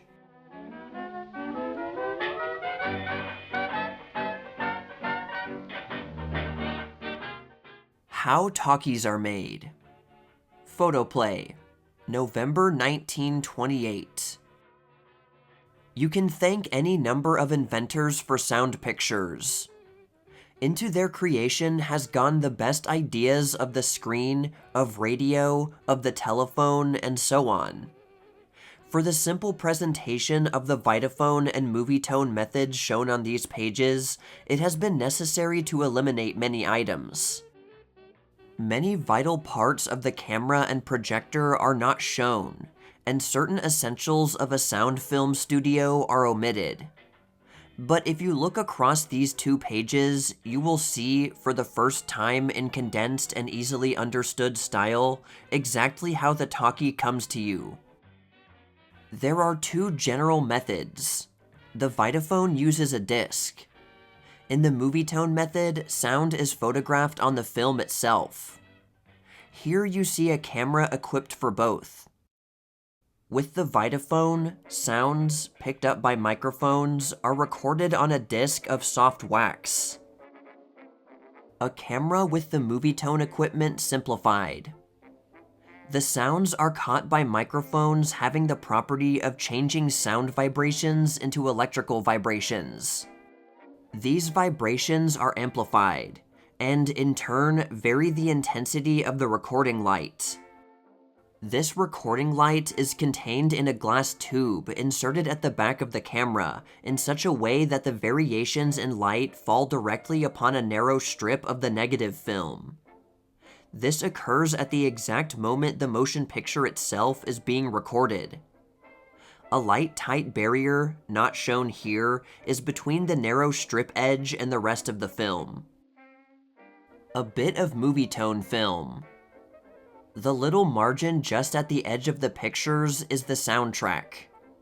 Note that standard film is used for Movietone. When this film runs through the projection machine, the process is reversed. An ordinary projector is used, plus a sound reproducing unit. The Movietone sound reproducing unit, shown attached to projector, has a light which is focused on the sound strip of film. This sound record passes through the rays, interrupting the constant light according to the photographed vibrations.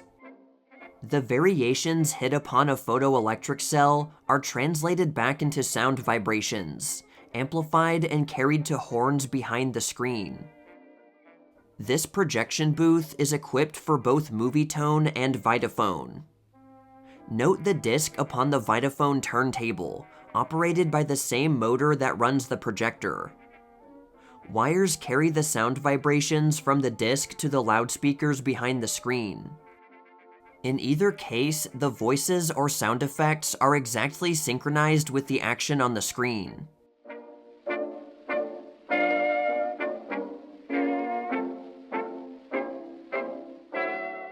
Here is how the talkies have changed our best 1929 motion picture studios. Photoplay, March 1929. This is a close-up of the newspaper city room built by the Paramount famous Lasky Astoria Long Island Studios for the all-talkie version of the Broadway play Gentlemen of the Press.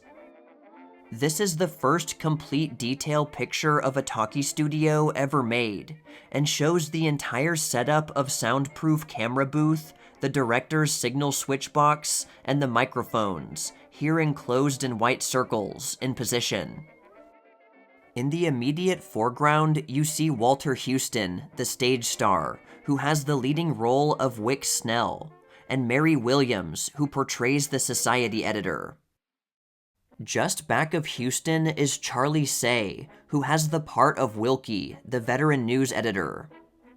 Remember Say as an Edison director of the old days? In the camera booth, you see George Folsey, chief cameraman, and Sam Levitt, his assistant. Seated in front of the booth is Millard Webb, the director of the picture. Standing at the extreme right is S.C. Chapman, in charge of the sound recording for this picture. Webb's hand rests upon the green and red light switch used to start and stop motors driving the cameras and the sound recording apparatus. This little machine has succeeded the old-time megaphone. An important gentleman is not visible in this picture. He is the monitor, the new power behind the pictures. The monitor is an electrical expert who sits in a soundproof booth overlooking the stage and controls the volume of sound that reaches the machines in the recording room. He prevents the players' voices from reaching the screen either too loudly or too softly. Here then is the new studio layout.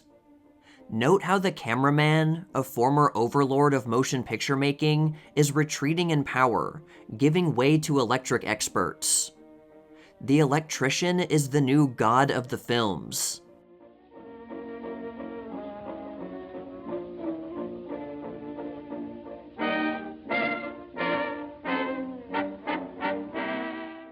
Appeasing the Squanderlust. Motion Picture Classic, March 1929. Long have the movie stars had a grievance.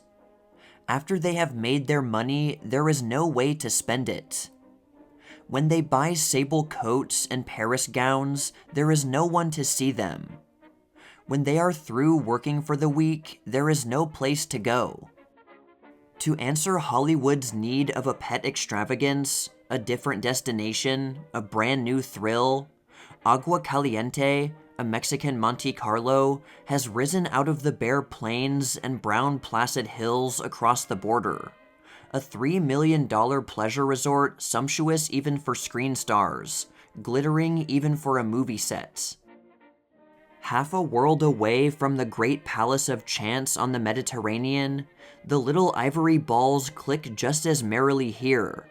The wheel of polished wood revolves just as dizzily. The numbers fall just as unluckily.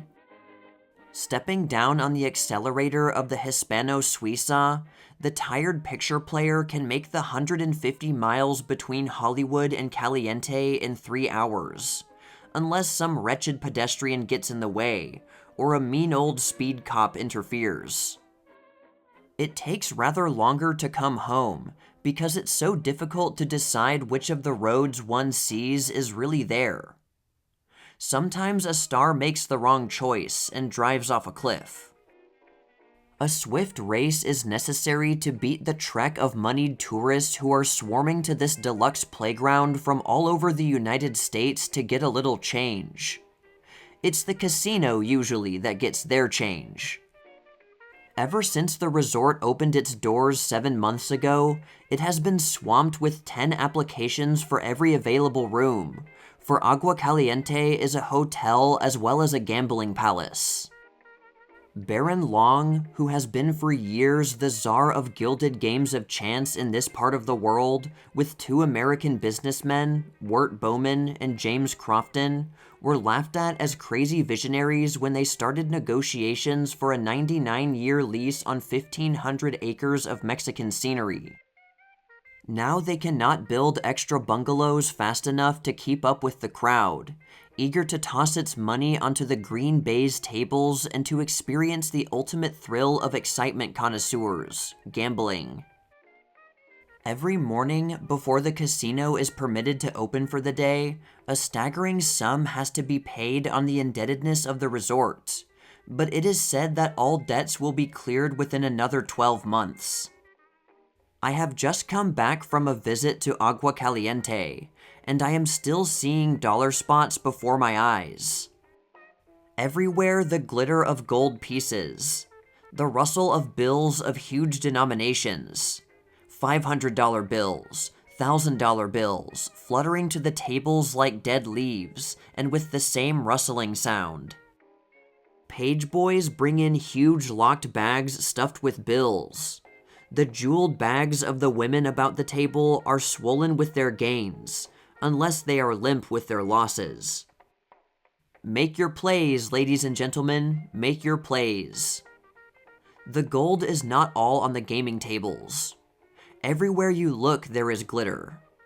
The huge crystal chandeliers hung from the high ceilings, frescoed in the French manner, scatter golden light. Golden curtains drape the windows. Golden champagne bubbles from the bottles on the bar. The ornate grilled railings that fence off the alcoves where one can sit on rose velvet divans and watch, as from a theater box, the brilliant crowd surging through the rooms, are finished in bright gold.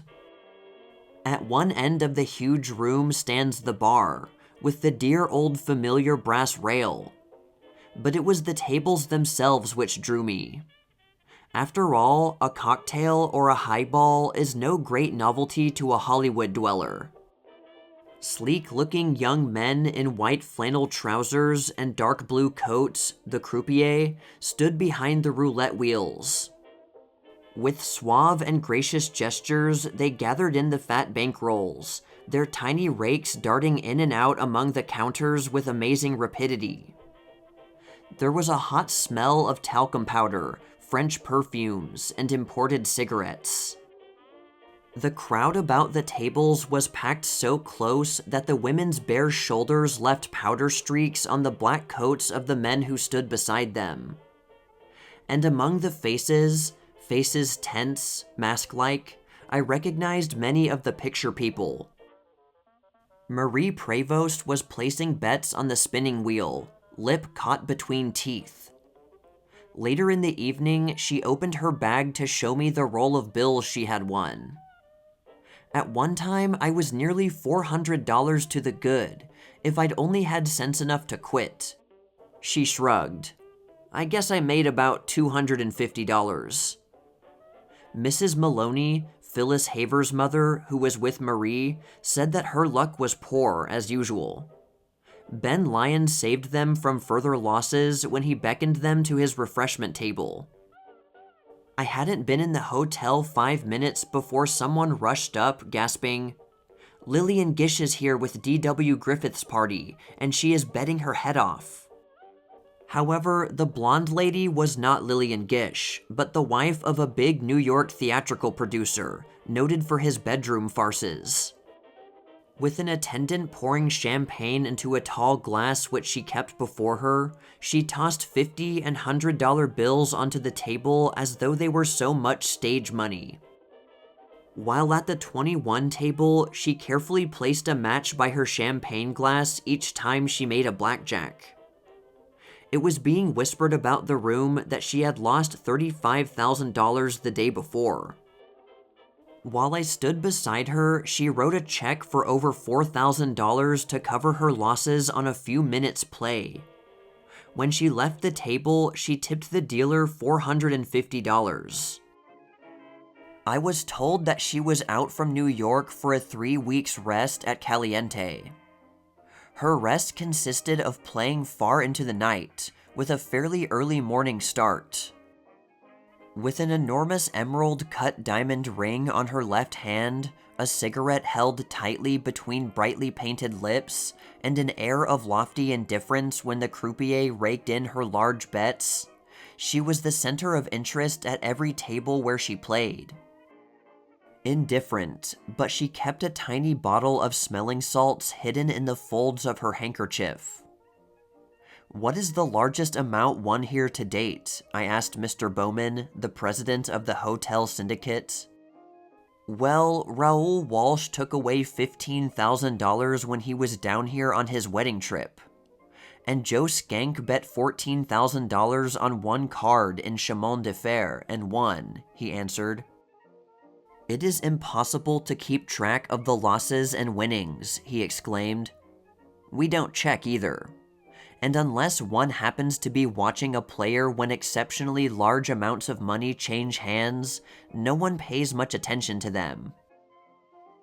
From information gathered from the owners, attendants, and waiters in the dining room, I learned that champagne is the favorite beverage with most of the stars, although Bacardi rum cocktails are in great demand just before lunch and dinner. All liquor served was brought from France. Each year, a connoisseur of liquors will select our supply in France. "We will use a boatload, which will be delivered direct to us here," said Mr. Crofton. "We do not permit drunkenness or disorderly conduct. If there is the least indication of either, one of our attendants quietly escorts the offender to his room. Neither do we welcome anybody or everybody to enjoy our hospitality. Naturally, this type of resort caters to well-to-do people, and we will not tolerate rowdies. However, we do draw a mixed crowd in the daytime, on weekends, and holidays. Then we often feed 2,000 people at lunch. Now that the horse races have started in Tijuana, we are deluged with people begging for rooms as well as food. The folks who told us we were crazy when we started this venture are singing a different tune. Why, we are paying dividends before the stock certificates are printed." I also was told that Tom Mix and Al Jolson pick out the table where craps is played to spend their money, while Clara Bow, Jack Gilbert, Gloria Swanson, and Norma Talmadge are fascinated with roulette. Lou Cody, Owen Moore, Norman Carey, and Buster Keaton prefer 21. Buster won $5,000 playing it the last time he was down there. No one seemed to be bragging about his losses. The movie folks are good spenders, but they are also good losers. A splendid orchestra provides dancing during dinner in the sumptuous red and silver dining room. Luncheon is served on the long porches that enclose a large outdoor tiled patio opening in the center of the casino. 6 young attractive girls who remind one of Lupe Velez or Dolores Del Rio, dressed in cute little red satin dresses, trimmed in black, relieve guests of their wraps as they enter the casino and dining room. With many gorgeous jewels adorning fair ladies and huge sums of money going over the gaming tables, I was expecting a holdup any minute. I felt quite at ease after I had seen the numerous big burly Mexican policemen carrying new Winchester rifles stationed all about the place.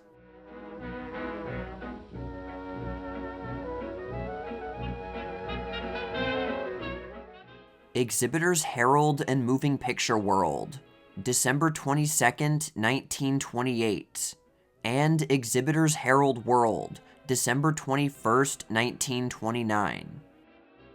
Not the kind of Saint Nick we are told about, but a nice one is Diane Ellis, who unpacks her many gifts at the Tree of Pathé. First signs that Santa has really arrived. knowing that seeing's believing, Junior Coughlin, Pathé's remarkable youngster, has his illusion confirmed. Oliver Hardy and Stan Laurel, those roach MGM comedians, with Marion Byron of MGM between and mistletoe above. What more is needed? 'Tis a time when hearts grow young again. But did you ever expect to see Tom Mix, FBO's mighty cowboy, quite this youthful? Seems he was here. Yet there's no denying that Claus is whom Alberta Vaughn and Frankie Darrow of FBO are waiting for. She fell asleep, then Santa didn't come. What a sad story Josephine Dunn of MGM depicts at such a happy time. Listening for the sound of Santa's coming. But Anita Page and Raquel Torres of MGM don't want much, for observe their stockings. Saying it with dolls. Few of us really grow up, and Sally Blaine, RKO featured player, is no exception in that respect. A seasonable change. Billy Dove, First National star, making a justifiable shift on the Hollywood map. Skeptical Edward Everett Horton, Warner Brothers star comedian, waiting to test this Santa Claus business once and for all. When Christmas proves to be Dog's Day, as Santa Claus brings Helen Twelvetrees a couple of pups. Lucky girl or boy to find Barbara Kent, Universal featured player, on the tree Christmas morning.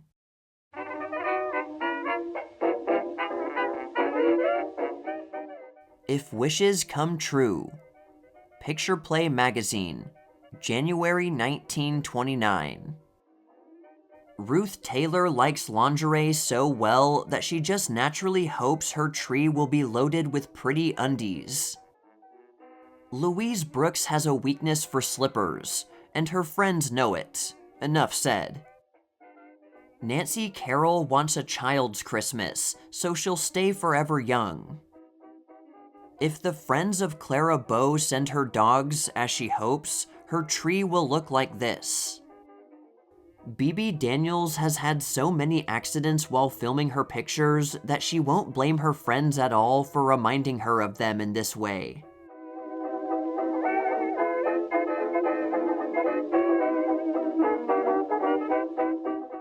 How the Covered Wagon Was Made. Photoplay, June 1923. How and where was the covered wagon made? Everyone who sees this sweeping photoplay of a pioneer wagon train of the roaring 40s crossing America from that jumping-off place of civilization, Westport Landing, afterwards Kansas City, to the coast, will want to know exactly how James Cruise, the director behind it, achieved his effects. First, we will let Cruise speak for himself. The covered wagon had a curious history before it came to my hands. The original Emerson Hough novel had been turned down by a number of stars when Mary Miles Minter saw it and was attracted to it. As I understand it, she had a clause in her contract giving her a certain choice of story, so the famous Players Lasky Corporation bought the covered wagon for her. Then the first difficulties presented themselves, with the final result that 3 directors declined the script, and Miss Minter finally did another story instead. In brief, it was not possible to spend a large amount of money on any production where the star received a salary of the Minter magnitude, and still release the photoplay at a profit. Then the covered wagon came to me. I saw it as just another Western, with a few wagons and so on. Or a big special. I talked with Mr. Jesse Lasky and he agreed with me, and he gave me orders to go ahead. So Cruise and his technical staff put out from Los Angeles for the selected location, a 200,000-acre ranch in the Snake Valley of Nevada, near Baker and not far from the Utah line.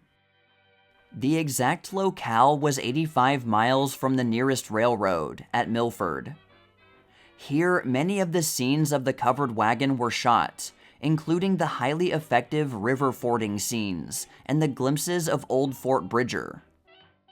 The turbulent river as seen on the screen isn't a river at all, but a lake on the huge Nevada ranch. But the lake had its dangers, being 600 feet deep at almost any spot. And a number of the wagons were actually lost, horses were drowned, and some of the human participants had close calls.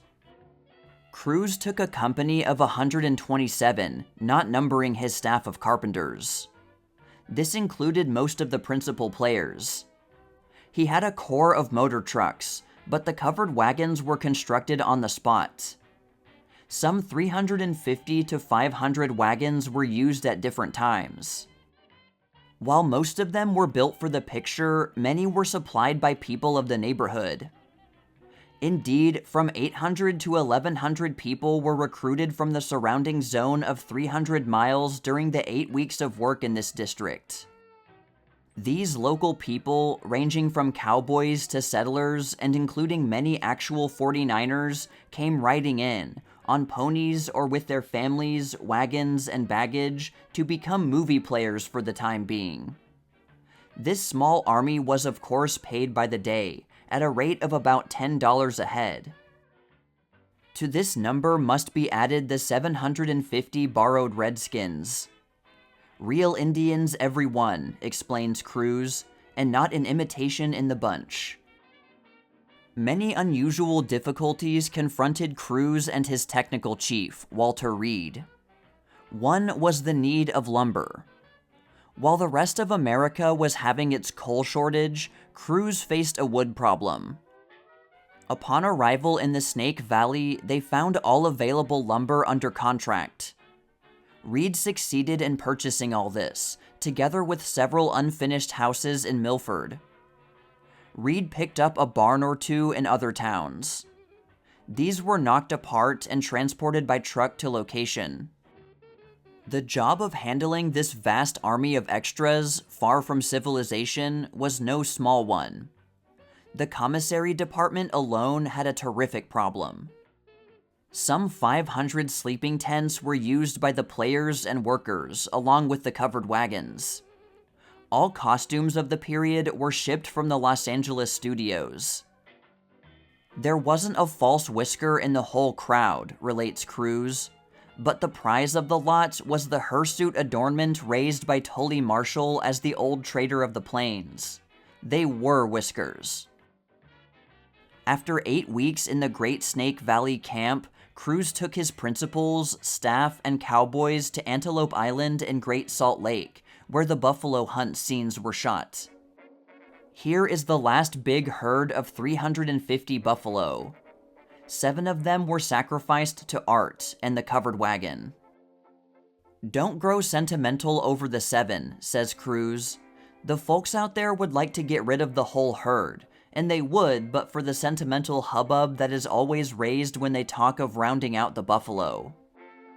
The animals are worthless. There isn't worse meat on earth to eat, and they ruin the whole territory for cattle grazing purposes. So the buffalo remain, sentimental reminders of the America of the past. After the buffalo hunt, Cruise and his company returned to the Coast Studios. At that time, the covered wagon ended on the plains. There was nothing of the present California and Oregon sequences.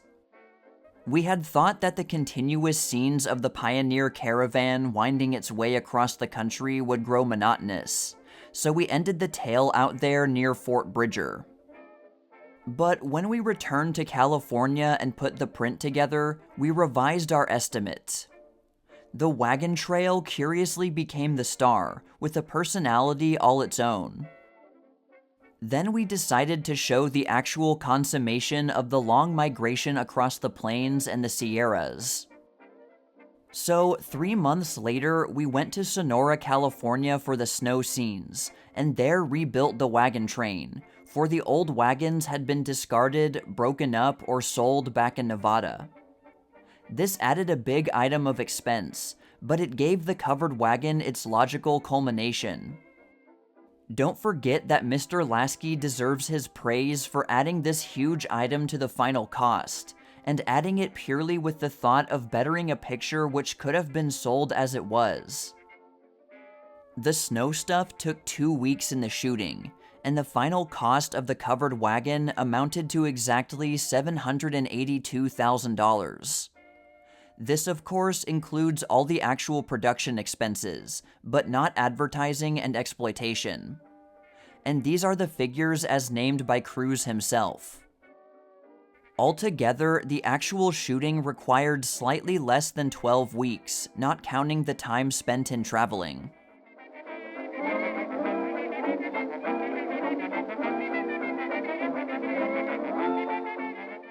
The Millionaire Extra Man Story by Craig Biddle Jr. Photoplay, June 1923. I've always wanted to be an actor. Sometimes I think I've almost said Merton's famous prayer, "Dear God, please make me a good movie actor, one of the best." While I was at Princeton, the thing used to hit me in spells. Sometimes I'd be crazy to do it. I couldn't think of anything but the screen. Of course I was going to be a movie actor. Catch anything stopping me. Nothing else mattered. It was like a tidal wave. Then I'd sink down and forget it. I'd say to myself, "Don't be an idiot. Of course you're not going to be anything of the kind. Forget it." Well, one of the waves hit me and I came to Hollywood. Dad and the family naturally weren't so keen about it. They thought I ought to stay and finish my university course, but I couldn't see it. The screen was the only thing that meant anything to me. Dad gave me $500 and said to get along on that. My ticket, well, the $500 melted, and when I got to Hollywood and got settled at the Hollywood Hotel, I found myself pretty flat. I got in on a Thursday, and for 10 days I tramped the streets of Hollywood. It was terrible. I couldn't get into a studio. I never had any trouble getting in places before, but you have no idea what it's like trying to get past a gateman. It's more like taking a trench than anything else. My folks know a lot of people around the East, and I thought if I mentioned who I was, it might help, but it didn't. They laughed at me. I applied for work at every casting office in Hollywood. I rode streetcars miles to the exchanges where they get mobs. I walked more miles from one studio to another, without a bit of luck.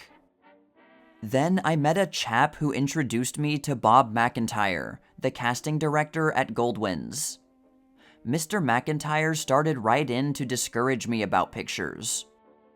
He said it was a terribly hard life, and I was a fool and a lot of things. While we were talking, a young man in puttees came in, and they were fixing up about a big mob scene that night. I asked him to let me work, and he did. Gee, it was tough. Not a bit like you'd imagine those things would be.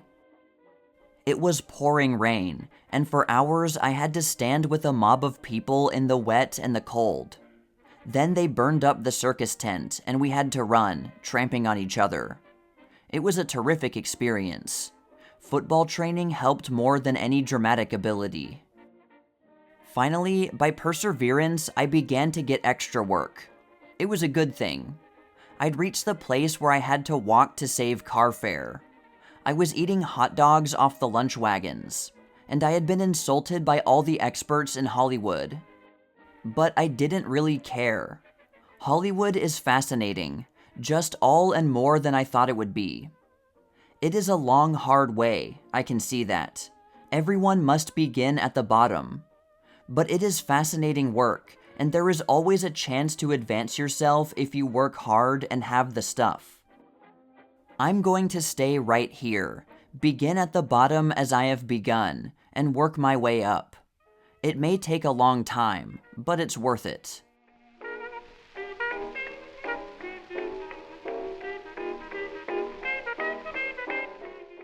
Lafograph is used to snare, record all laughs in comedy. The Exhibitor's Herald and Moving Picture World, June 23, 1928. The Lafograph is a word coined to describe a new invention in the field of comedy. Briefly, it is a marked-down scale of the track of a laugh tornado. The idea for it came about in the course of a protracted study and analysis of comedy and comedy audiences. It was born from the need for a device that would scientifically record and classify the laugh reactions occasioned by a comedy. The task of evolving a suitable diagram was a hair-splitting one, and that of catching and recording the laughs equally brain-racking. It was a job of pinning on paper a hard-to-define intangibility. At least a dozen performances were checked and listened in on with pad, pencil, and stopwatch until an exact evaluation was arrived at for each separate episode. Not a laugh bubble was allowed to vanish without being photographed in writing. The whole thing required a perfect eye and ear focus on picture and audience, plus the virtual sixth sense for comedy values, in order to quickly distinguish and size up the relative bulk and volume of the various laughs. 6 audible gradations of laughter were settled upon: the titter, the chuckle, the laugh, the outburst, the scream, and the screech. The 6 pretty well covered the range of an audience's degree of responsiveness. At the bottom of the graph is a time division scale, showing that there was a smooth and even stream of laughs throughout the entire picture. A device of this order applies the acid test to a comedy. It shows in permanent form just how the audience said it with laughs. It exposes the laugh anatomy of a comedy in bold relief, making every funny bone of its structure stand out. The creation of the Lafograph led to the formulation of a series of interesting deductions. Boiled down into epigrammatic paragraphs, they are as follows. The first few big laughs come the hardest. Afterwards, the others come with less effort. There is a sort of audience mob psychology to laughter. It is highly contagious and can spread from a few individuals to an entire house. Music with a picture keys up an audience to a higher pitch, and a well-arranged score pre-primes them for oncoming laugh upheavals. Every person possesses a funny bone. Some want theirs lightly tickled by a subtlety, while others want theirs whacked by a broad bit of slapstick. The public's taste for comedy remains basically the same, with the exception of minor changes in the ways and means of presenting effects. Audiences go to comedies with certain anticipations which they expect to have satisfied. In this high-strung age, people expect a comedy to give a twang or two to their taut nerves, even to the extent of having them jerked or yanked in order to get a sensation. They revel in stimulation and excitement, and enjoy being thrilled and chilled, as much, if not more, than being amused and tickled.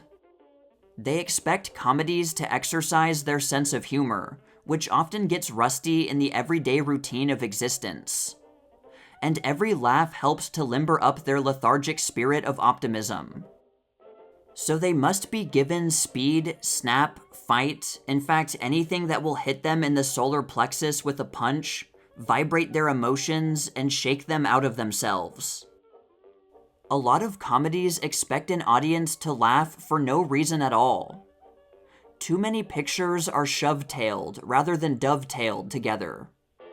Some comedies appeal to the public's sense of stupidity rather than to their sense of humor. Producers should refrain from indulging in practical joking with the public. There may be all-day suckers, but there are no everyday suckers.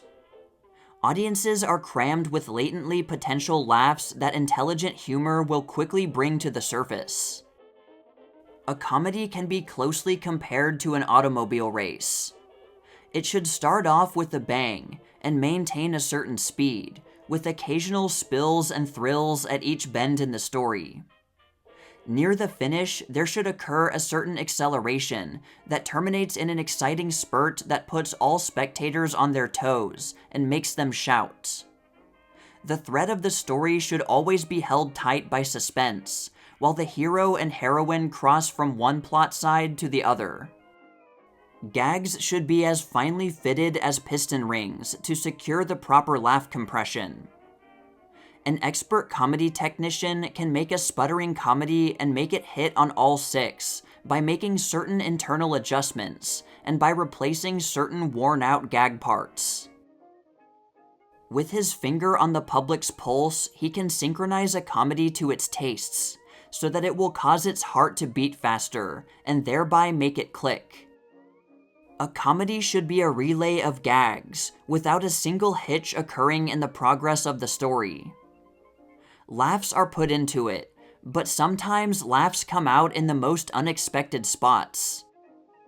Such things are of the most part due to an imperfect audience sense.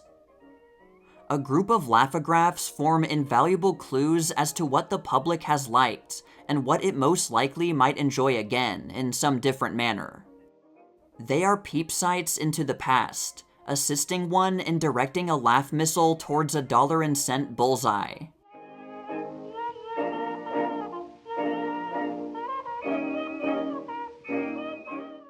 Talkies will not displace silent drama, says Schenck. Motion Picture News, July 14, 1928. Talking pictures will never displace the silent drama, in the opinion of Joseph M. Schenck, president of United Artists, who sailed for Europe on July 5th.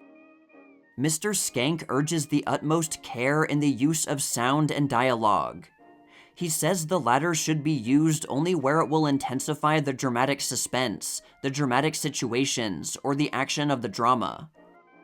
The statement made by Mr. Schenck follows in part, "Many producers, excited by the success of some of the talking pictures, seem to lose their perspective and to assume that the talking picture will be the only sort of picture in a short time from now.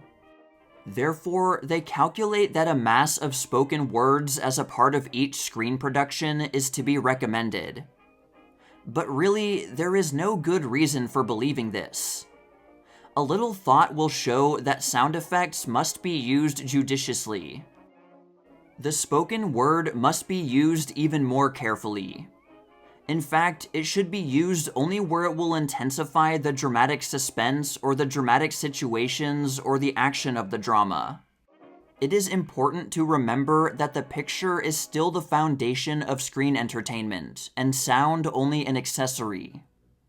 Not all pictures can use the spoken word to advantage. Basically, a motion picture is international in appeal, because visual picture entertainment is almost exclusively international in its expression. Peoples of every tongue and clime understand silent pictures. Music and sound effects are also international, because all peoples can hear as well as see, and there is very little difference in taste as to music and interpretive sounds. But the talking picture is limited in appeal to certain peoples of certain countries. The spoken word never has been international in its practicability. Even in English-speaking countries, only certain pictures will permit of spoken lines as an accessory. Even with these, there will be only occasional instances of success. Talking pictures will never displace the silent drama from its supremacy, or affect the appeal of motion pictures with synchronized music and special sound effects. Forthcoming product for United Artists will have in every case synchronized music. In some instances, wherever sound effects are adaptable, it will also have sound effects.